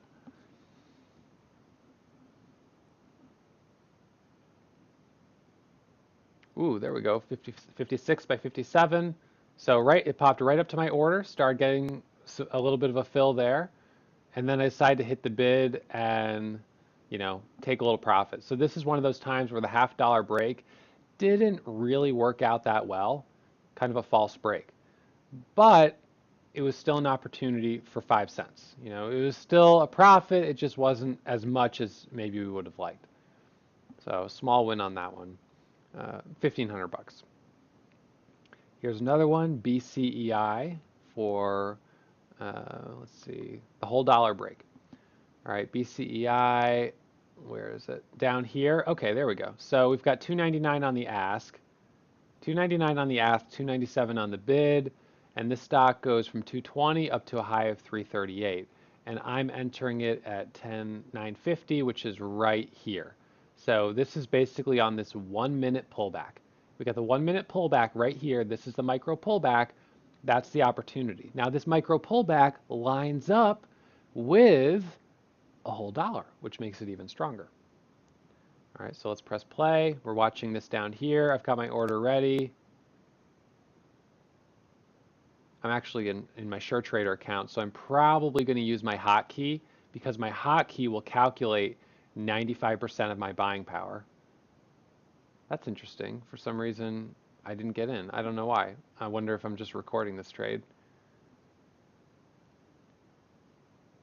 It's kind of surprising. Looks like it goes up to a high of 338.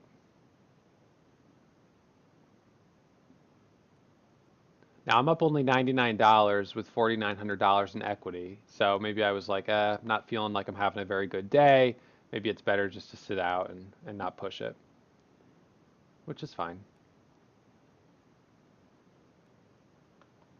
So we popped up to 308, pulled back, held above 3. So it's kind of like you break resistance, you come back, you test it. Are you really resistance? Are you now support? Are you going to hold? It holds, and now off that level you can go higher. I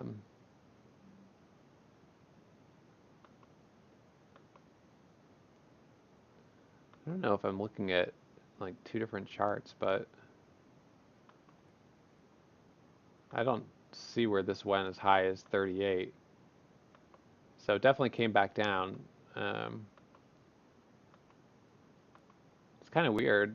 I mean, I don't know. I guess it was just a whole dollar breakout that I was showing you that I didn't trade.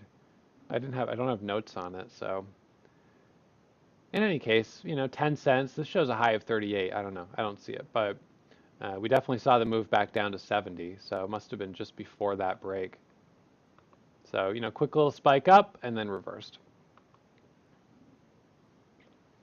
All right, next slide, LEU, whole dollar break. So this is one of those charts I showed you. First pullback up, second pullback. I've got my order ready at $3 right here, and boom, punched it for $3, filled 1,000 shares at 99. I've only got $4,000 in equity, so this is another one of those days in the small account. So my entry at $3 is, let's see, right here.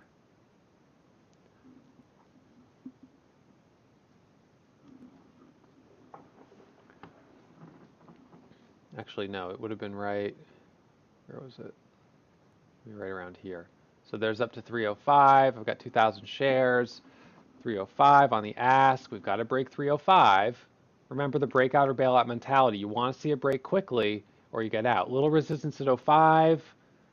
Kind of struggling to really get distance off of the whole dollar. 14 on the ask. 15. There we go. Sold on the ask. And this is a good day. I mean, $600 on a $5,000 account. That's pretty solid.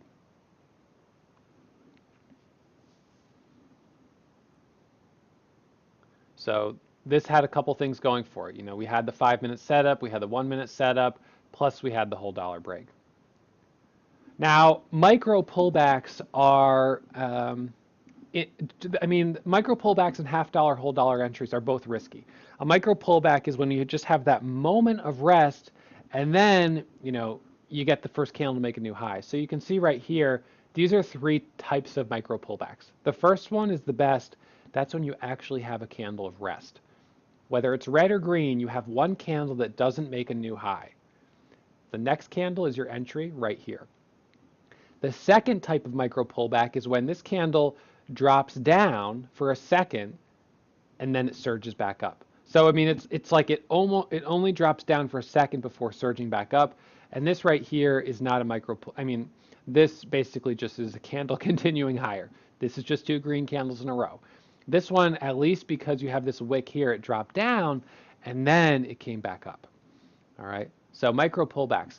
Now, these are very, very fast moving setups. I mean, these are good for floats under 10 million shares. These are 9:30 to 12 p.m., not in the afternoon. It needs extremely high relative volume. So John, who's in the the class today is saying he trades a lot of these micro pullbacks, and I've shown you guys a bunch of them in the last 5 classes. I've been getting in them too, especially on Pran, right? Pran has given us some awesome 1 minute micro pullbacks. So let's look at Pran as an example here. Let's see, we'll pull this back on the 1 minute chart.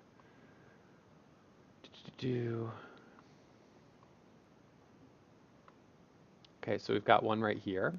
This is the one I took yesterday. Micro pullback right there. Okay, so let's compare that. Oh, well, the chart's gone, but micro pullback right there. So you've got the candle. This one didn't make a new high. Next one goes higher. That's the entry. All right, and then let's go to back a couple more days. Right here, blue circle at the micro pullback.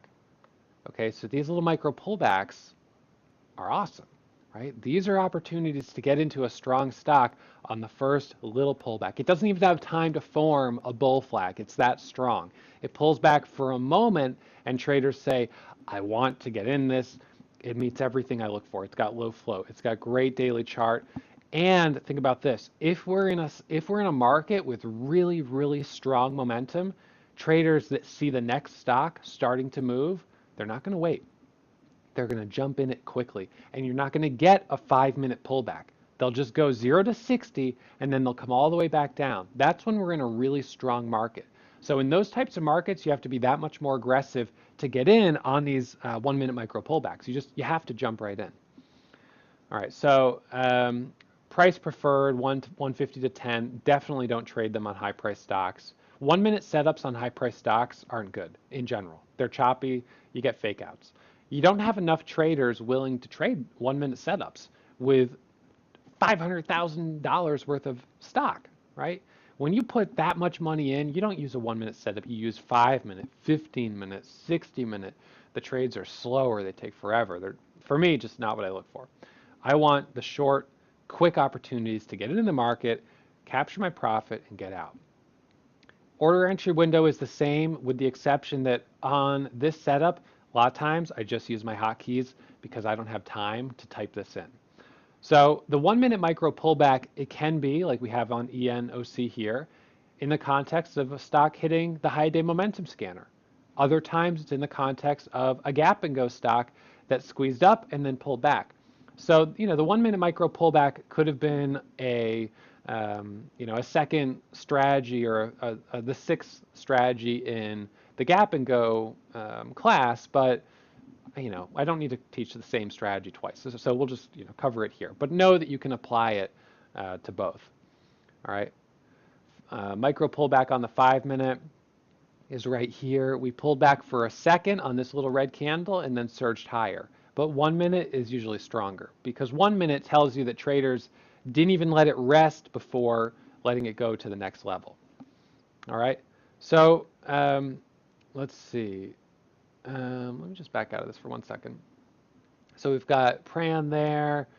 And what was another one? John, can you think of a good micro pullback? Did we have one today on DFFN? I can't remember if we did or not.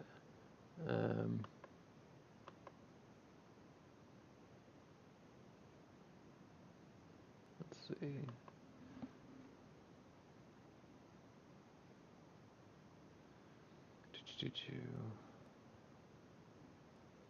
CYCC. Yeah, I'll pull that one up. That's a good one. All right.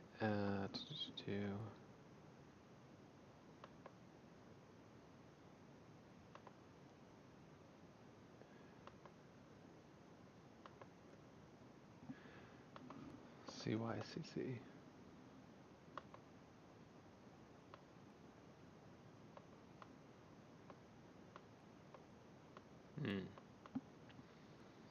Right.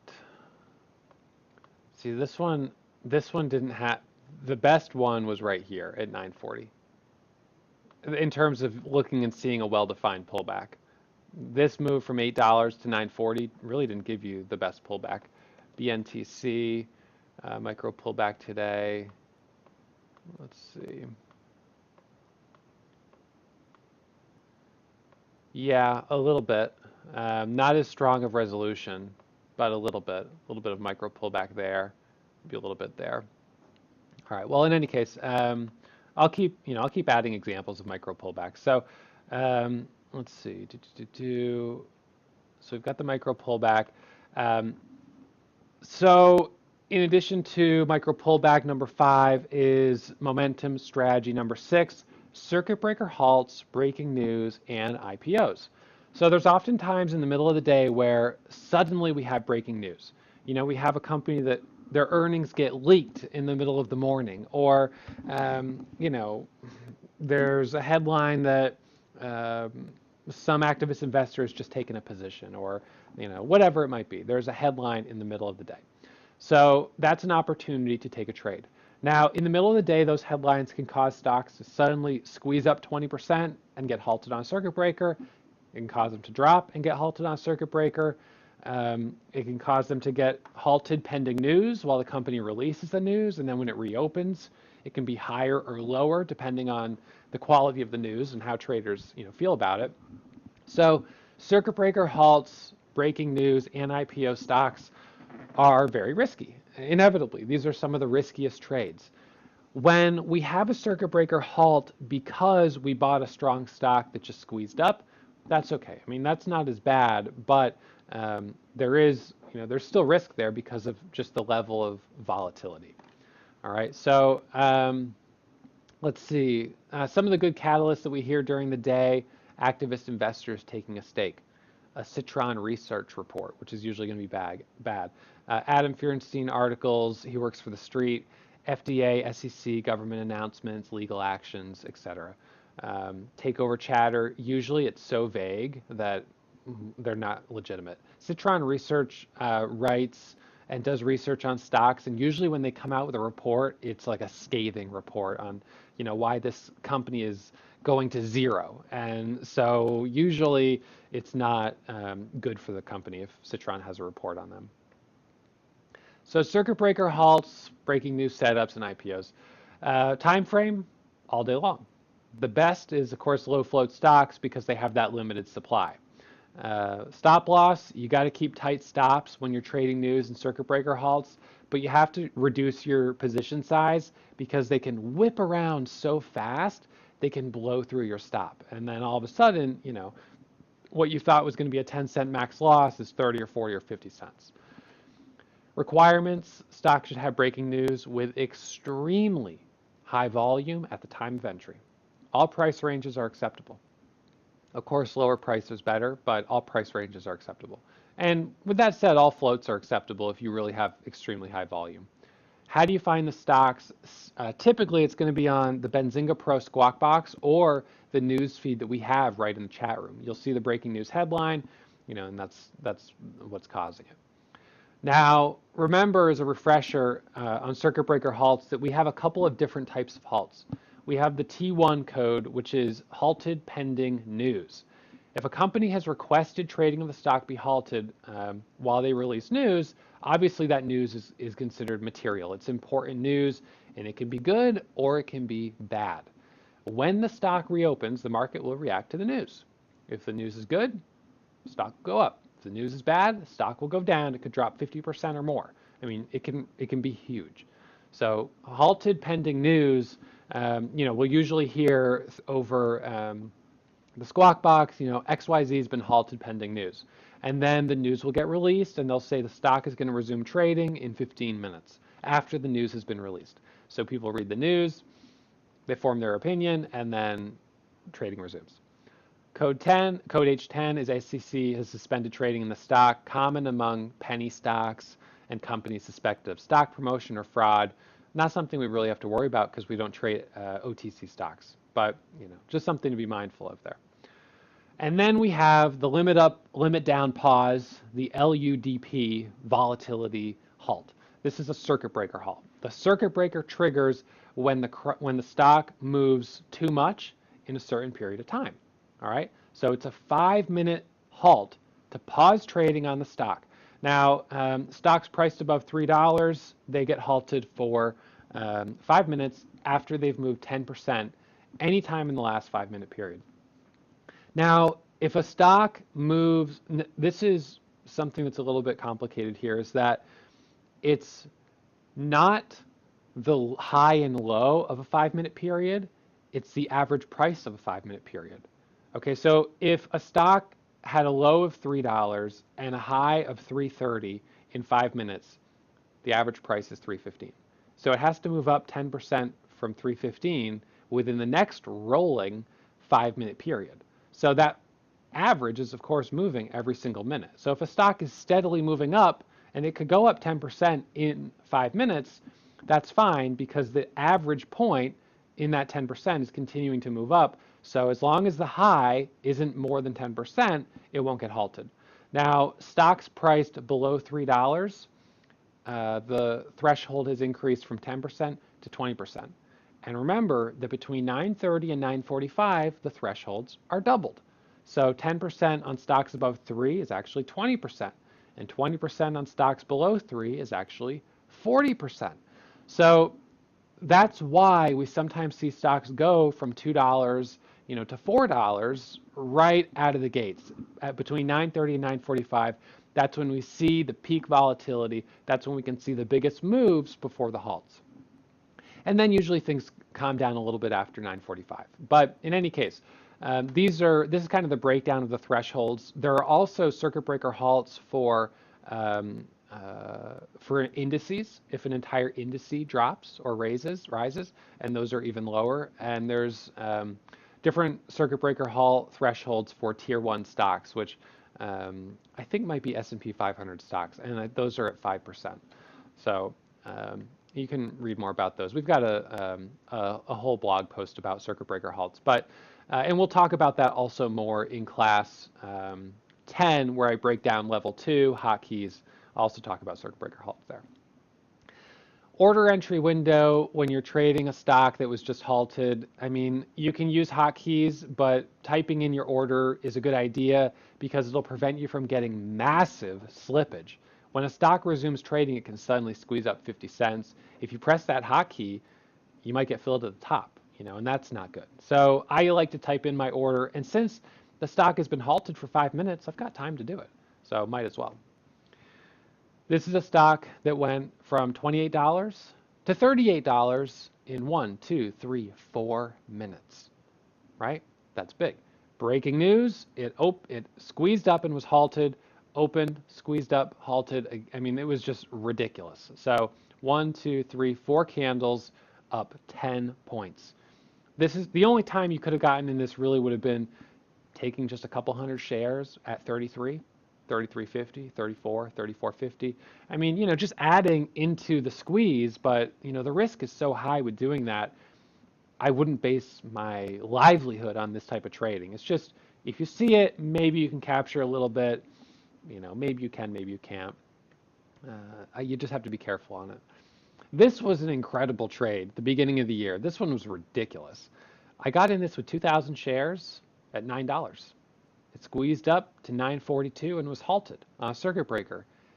It resumed at $15 and made $11,000 in 10 minutes. It was crazy. I've never seen a stock open 6 points higher. But that was the imbalance between buyers and sellers. So what could have caused that? What could have caused that was the fact that this stock was up so much, and if someone was holding this short, their broker potentially could have taken them out of the trade with a market order. That market order would create an imbalance between buyers and sellers, especially if it was for a big position, and the stock would open much higher. That not enough sellers for that big buyer, you open higher. So it's an imbalance between buyers and sellers. And the fact is, there was a really big imbalance here on this stock, and we went from $9.42 to $15. We dropped back down to 10, 11. We squeezed back up to 15.05. It was crazy. If I had had 10K shares of this, I would have made, $50,000 in one trade. It would have been the biggest trade I've ever had. Just impressive. I mean, really surprising. But the fact is, this was the stock squeezing up. And I got in for, I think it was a 1-minute micro pullback right around $9. We popped up to 942. I only took 2,000 shares. I didn't think I was being aggressive. And then all of a sudden it's halted on a circuit breaker, which made sense because it had already gone from $7 to $9. So, pops up, halted, ends up opening much higher. JCOM, this was a breaking news headline. And look, the stock dropped from $69 to 65. 65! That's a 4-point drop. That's crazy. Dropping 4 points. I took a couple hundred shares, shorted it, 307 bucks. I wasn't going to do anything crazy because, this could drop and come all the way back up. It easily could. So I'm not going to take thousands of shares. I'm not going to chase it. But, I could take a couple hundred shares short, grab a couple points. Nice and easy trade. Here is Citron coming out with a report on MBLY. This was at $43 and the stock dropped from 43 down to 42.50, 42, 41.50, 41, all the way down to $40. This one I got a little aggressive on and I made 2,400 bucks on it. Shorted and we got the big drop. I think I took 2,500 shares and I made about a point total. MNST Monster short on a Citron tweet, $135 a share, expensive stock, but it dropped from 135 down to 129. That's a 6-point drop. Notice it came all the way back up. This is the time where you get aggressive, you get emotional, you just pile in at 129. Next thing you know, you're down 7 points, 6 points. So that's where you can lose with 3,000 shares, $18,000. That's a big deal. I mean, that's something you have to be really, really careful about. That's how I had a $30,000 loss, was getting into a trade just like that, chasing it, and then that's what happened. WATT headline, Apple has exclusive deal. This was kind of interesting because this was chatter, but the first headline was that they had an exclusive deal. Remember, keyword Apple, just like keyword Walmart, this is a huge company. They have an exclusive deal, supposedly, with this stock. Yes, I am a buyer. I got in, we get $1,500 winner. I mean, it wasn't the biggest win from $5.60 up to $7, but I mean, it was a no-brainer. Squeezed up, was halted, went up a little bit higher, obviously pulled back down. But again, hit the high day scanner. We've got the headline on it, a breaking news trade. This one is MNK, and this is one, I took 4,000 shares of a $58 stock. Who wants to do the math? That's $260,000, $240,000 short this stock. I mean, that's a lot of money to put on the line. Was it worth it? No, probably not. But in any case, I short it because Citron came out with a report on MNK. And we were in this place where everything they put out reports on tanked, whether it was VRX, MNK, MBLY, Monster. I mean, they just tanked. So I was like, all right, I'm just going to jump in and, risk reward. So I'm short at 58. Let's see. I can't even see that super well. 58.30. I'm short at 58.30. And look at that. 57. I mean, look at how quickly that flushes. I'm up 2,800 bucks right now, 2,200 bucks. Unfortunately, the low was 55. So we did get a pretty good drop. It wasn't maybe as much as I wanted. But on this one, I was like, this has home run potential. I mean, I should hold this as long as I can. And then at the same time, I was like, you know what? Don't forget to take profit. I took profit there. I sold 3,000, covered 3,000 shares, up 1,700 bucks, and held a little bit more, saying I'll stop over 58. Look at how fast that just went basically back to break even. Look at back to break even. I'm down. That's the risk. I mean, that's 100% the risk with trading news. You get these whips. You drop down, they spike back up. Look at that. Now, all of a sudden, I'm down 400 bucks. If I held that whole position, I would have given up $1,700 of profit, and I'd be down $1,700.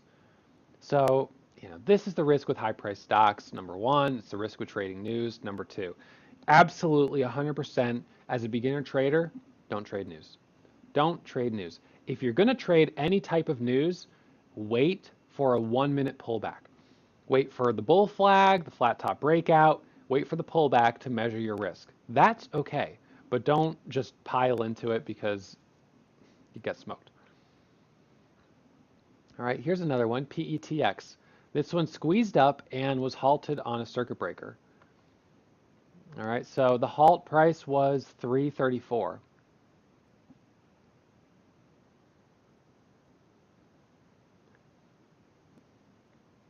All right, so right now we're halted on circuit breaker. We were halted at, let's see, 256, so it'll resume at 251 exactly 5 minutes later. And there's the resumption. Okay, I jump in. I jumped right in looking for the break over $6. We had news on this. There's a 15,000 share seller. Once he's gone, boom. There we go. Up to 605, 610, and not exactly what I was looking for. I'm in at 571, so I've got a pretty good average. But look at how quickly that went from, 610 back down to 576. Just, high risk. I don't know why I was trading in the afternoon on this day. I can tell this is Sure Trader, so this would have been sometime in 2016. And for whatever reason, I was over trading this day. But look, 1, 2, 3, 4, 5, 6, 7 stocks, and I'm green on 6 out of 7. So, I mean, obviously I was having a good day. I guess that's why I was being a little more aggressive. My equity was only $3,700, so I was definitely trying to book some profit on this one. All right, so that was PETX. Breaking news there on FDA announcement. So this spiked from 4.90 up to $6. I mean, that was a good opportunity. All right, here's another one. HMNY, breaking news and halt. Okay, so on PETX, I basically just jumped in out of the halt, high risk. On this one, we were halted at 12:04.24, so we'll resume at 12:09.24. There's the resumption. Am I waiting for a pullback? No, I'm just jumping in. That's the thing. I mean, that's aggressive. That's super, super aggressive. I've got 5,000 shares and I'm up $1,500 right now. I mean, did it work? I guess, and I calculated this because, this is a stock that had a lot of potential. I traded it in the past, et cetera, but I would not encourage you guys to trade like that. That type of trading is the result of, years of experience. It's intuition. It's, a memory of the type of stocks that have made big moves like this. And look, I went from being up $1,500 to down. That was kind of crazy. And now, luckily, I'm locking up a profit. So, not the cleanest trade. I mean, this is kind of crazy because I'm up $1,600 right now, and let's see. I'm up 1,600, and then all of a sudden, I'm down on the bid. Look at that. I went from being up 1,600 to being down on the bid. I mean, it's like, that's how fast that can happen. Now, I got lucky on this because this was actually lucky. For some reason, let's see, you'll see here just for a second, I put out an order at 475, which was like, oh, look at that, a quick spike up to 495 and then 454 on the bid. That's a little unusual, and I got lucky. I got a little lucky that the order was out there and it got picked up because just for a second, it popped up to 95. All the way up to 95. Let's see back here just a little further. 32 on the ask, 70, 95. My order got picked up, now back down to 50. So, kind of just strange. Was lucky, made 2,000 bucks on it. Ended the day up 4,500. But I was being very aggressive. The right thing to do on this for you guys is to wait for a micro pullback. Wait for a 1-minute micro pullback, or wait for a proper bull flag. Entering just out of the squeeze or entering at $half and whole dollars will expose you to a lot of risk because you can't keep a 10-cent stop on this type of stock. Look at how fast it's moving. It's impossible. If you were short, you went from being, short at 430, all of a sudden it's at 495. What if it broke 495 and went to 530? All of a sudden you're down a point in a matter of seconds.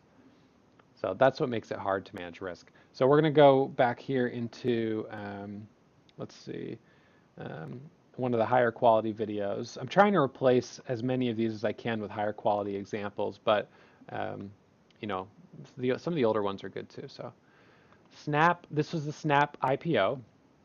And on this one, you're going to see my keyboard. All right, so you're going to be able to actually see me pressing the keys. Now, this is, I mean, it's just obviously, tapping the keys. I don't know how much it'll help, but you'll be able to see. Okay, so we're waiting for the Snapchat IPO. This is an exciting day. Everyone's been talking about the Snapchat IPO. Now, John's saying IPOs aren't my thing. They're not my thing either. I think all of 2016, I probably only traded one. 2017, I'll probably only trade one, maybe two. I don't care about IPOs. I really don't. But everyone was talking about this one, so I was like, you know what? I'll watch it when it opens, and maybe I'll take a small trade. And that's what I did. I took a small trade, low risk. So we knew that as soon as the bell rang, or as soon, the opening rang for this IPO, which is right around 11:15, that we would have massive volume coming in, and that volume could create a lot of volatility. Um, Now, when they're trying to open an IPO, they're matching up buyers and sellers, and sometimes it can take hours to create that match so they can open. All right, so let's see, fast forward this a little bit.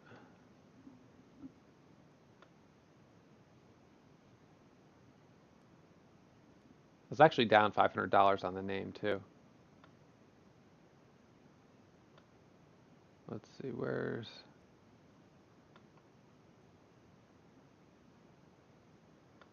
So kind of just you sit and wait, and then there we go. There it's open. And you've got 300,000 share seller. Okay, so it's just about to open. And look at how huge the order is. Now, my approach on this, I saw that big order at 24, and I said, I'll get in over 24. I mean, I've actually never seen, in all my years trading, I don't think I've ever seen an order as big as that one that's down there at 50. Um, let's see, how big is that order?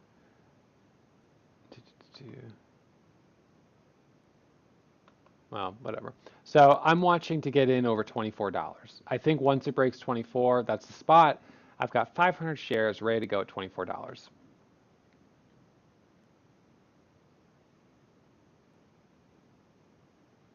I mean, this has already traded 29 million shares in a minute.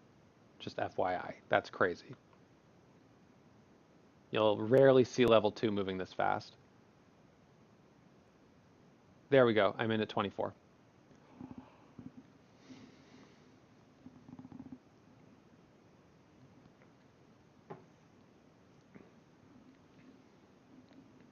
Look at that.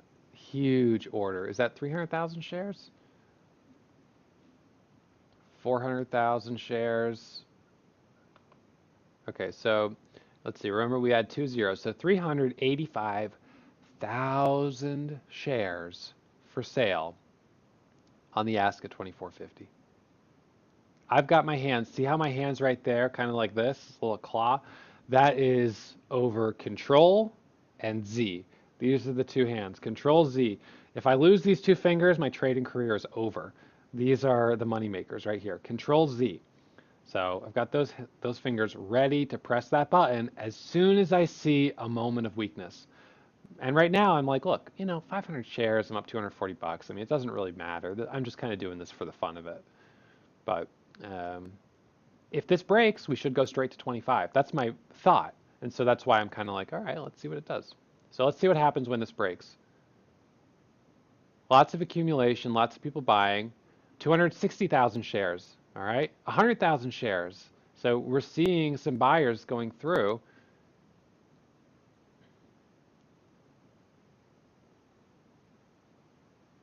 660,000, there we go.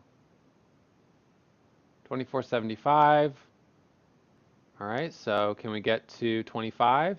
There we go, 84, 85.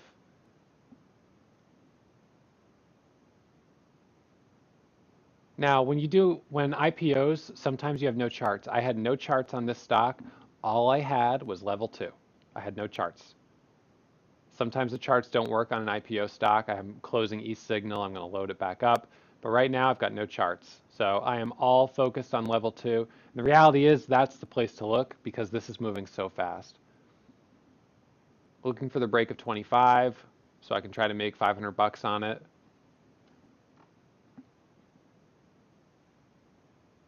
There's 92, 93, 94.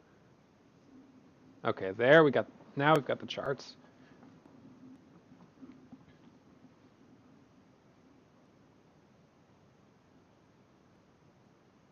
$96. Okay, so what I just said in that video is that my stop is 71, which is the low of this current candle. If this candle goes, yeah, 71. If this candle goes red, I'm gonna stop out. So low is, my stop is right here.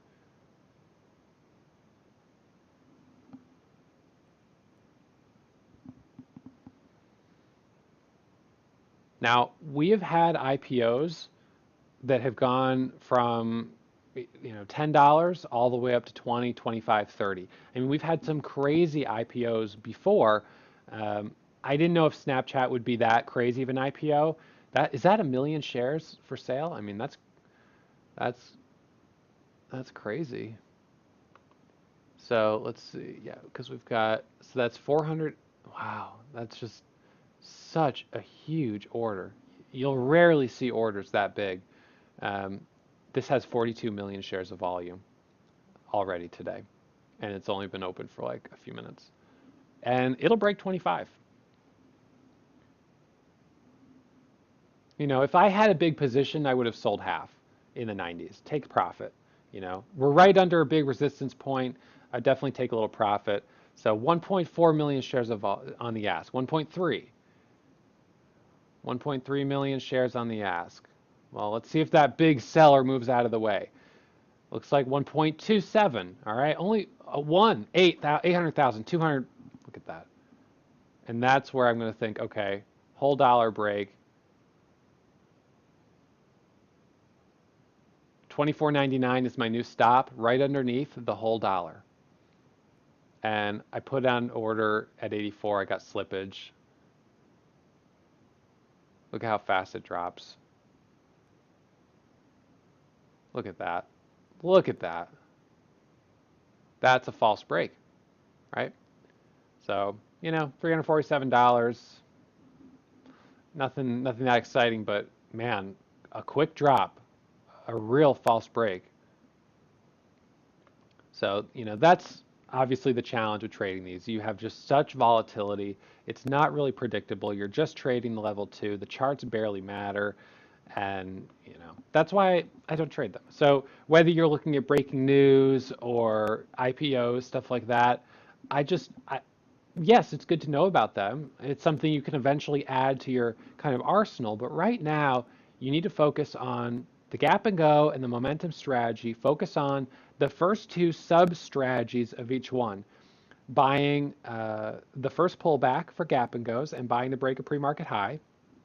And then for momentum, buying the first pullback, buying the first pullback, which is a bull flag or flat top breakout, or maybe buying. I mean, really, that's the best spot. Maybe buying a micro pullback. Okay, so another video case study here is on AMDA. $3,800 on 4 stocks in 2 hours. So let's see. This one went from, well, all right. So I've got a couple different ones. COYN. Looks like I'm going to get in this one. There we go. Long, looks like 10,000 shares at 178, 180. So we had a little micro pullback here. See, we popped up to 180. We pulled back. I got in right here. This is a micro pullback in at 180. And there we go. I'm up almost $2,000. $2 on the ask. We're going to break through 210. There we go. That's a nice win. 86 on the bid, 99 though. That's a big spread. That makes it important for me to sell on the ask, to sell into strength if I can. If I hit the bid, I'm going to lose that, 15 cents in that case.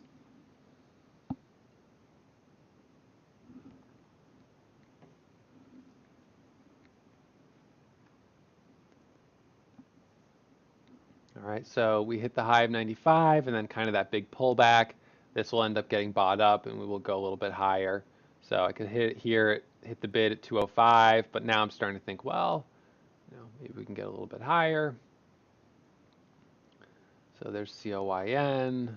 Let's see, fast forward this a little bit. So 1,500 bucks on that one. Not sure if another trade comes along.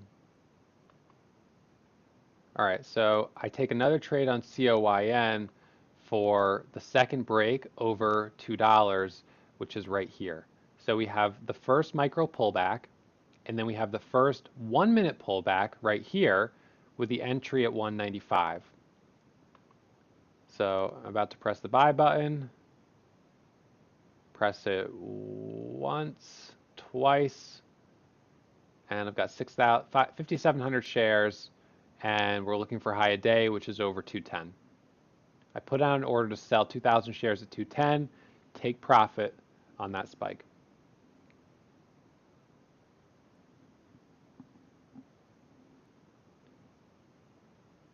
See, 30,000 shares on the ask is not what you like to see, but there we go. We broke. 1,800 shares that I'm still holding, 210 by 214. I sold the rest at 210, taking the profit, 2,200 bucks. Not bad for 10 minutes of trading, right? So this is what I talk about. For me, trading is easy. I see these setups every single day. I get in, I take the profit, take the trade. It's easy. It's really easy. The hard part is strategy development. The hard part is what you guys are doing right now, which is learning a strategy. If you're doing it on your own, it takes you forever. It took me over 2 years before I found any consistency. You guys have the benefit of, me showing you this is the strategy I use every single day that works. Take it or leave it.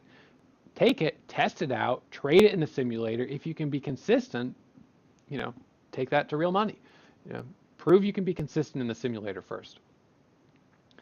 But the reality is, this is easy stuff for me. I just do it day in, day out, looking for these setups, the 1 minute pullbacks, the flat top breakouts, the bull flags, etc. And John, yeah, he's in the room here today, and he's doing the same thing. I mean, $160,000 profit for him last year, trading these same setups, trading the same strategies. And he was where you guys were not that long ago, beginner trader, trying to kind of learn the ropes, figure out the strategy. He did a great blog post on 3 marches. It was his, over the last 3 years, the results of 3 different marches. The first March where he was kind of struggling, the second one where he was getting it, and the third one, this last March, that he just killed it. So, seeing that kind of progress in the form of 3 months of March over 3 years was pretty cool. Let's see. I'm not sure what's going on here. I guess I just eventually sold it. All right. So the momentum trading process. Number 1, find a stock on your momentum scanners. Number 2, check the news if you can. You don't always have time to check the news though. So the next thing is check the daily chart. Do we have a good daily chart? Are we above the 200 moving average? Are we above the 50? Do we have lots of potential? Number 3, choose a potential entry based on one of the 6 setups that I just showed you. Number 4, now that I know the price I want to enter at, I'm watching the level 2 and the time and sales to confirm the flow of buying. So if I want to get in, for instance, if the first 5-minute candle to make a new high is over 340, I've got my order ready at 340, and now I'm watching the time and sales. I'm not watching the chart anymore. I'm watching the time and sales. If a couple minutes go by, I keep looking back and forth, check the chart, check the time and sales. If the next candle closed and now the entry point is 325, obviously I need to be aware of that. But, I just keep looking back and forth, mostly watching the level 2, because that's where I'll see those buyers starting to come in. And remember, guys, I'm not using technical indicators to take my trades. Technical indicators lag behind the buyers. I want to watch the buyers. That's where the action's happening. That's going to give me the indicator that there are people that want to get in this stock, that it's strong, that there's support, or there's a big sell, or there's weakness, etc. So once I'm in the trade, I'm still watching level 2, but I also check back at the chart, kind of back and forth. It's like when you're driving, you check your mirrors, you check your side mirrors, your side mirror, your rear view mirror. You're just kind of scanning. So I'm scanning these different things. At first, it might seem like a lot, but eventually you start to get in this habit. You're looking at the level 2, the time in sales, the chart, back and forth, back and forth. All right, I'll start selling when I hit my first profit targets or when I see an exit indicator. These are the exit indicators for all momentum strategy trades and setups. All right. Now, remember, when we enter a momentum trade based on one of our favorite setups, the question is, how long do you hold it? All right. Just like the gap and go trades, I usually have a 10-cent stop with a 20-cent profit target. Sometimes I'll have a 20-cent stop with a 30 or 40-cent profit target, but never more than 20-cent stop. If a stock goes down 20 cents, I'm wrong. Right? My entry was bad. I'm down 20 cents. Cut the loss. I don't hold it. I just bail out. And sometimes I take bigger losses, but I just bail out. Now, I want to hold my profit as long as I can, because if I sell the whole position when I'm up, just 20 cents, like if I use that special hotkey that I'm going to show you guys in class 10, where you set a 10-cent stop and you set a 10-cent profit target, you're out of the whole trade up 10 cents. So when the trade goes 40, 50, 60 cents, you got nothing. You don't want to cap your winners. Cap your losses, but not your winners. All right, so 10, 20 cent stop, I start taking profit along the way. So obviously when I hit 20 cents profit, I'll go ahead and sell half on the ask. When I hit another 20 cents, I'll sell another half. But what do I do if I see a red flag? And what do red flags look like? Well, for me, being a scalp trader, being a trader that focuses on very quick opportunities, I'm watching the level 2. So number 1, I will sell or begin to sell if I see heavy resistance on the level 2 in the form of a big seller. That 40,000 share seller on the ask, the 100,000 share seller. That to me is an indicator just to get out. All right, I sell by bailing on the bid. I don't try to get out on the ask, I just hit the bid.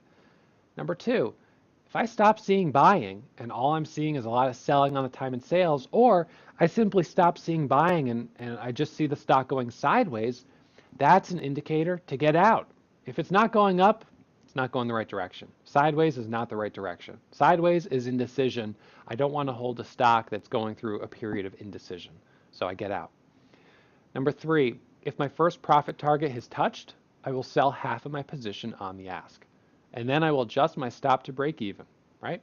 So I don't want to let the other half go red. I will stop out break even. If my second or third profit targets are hit, I will continue to sell small pieces on the ask into strength.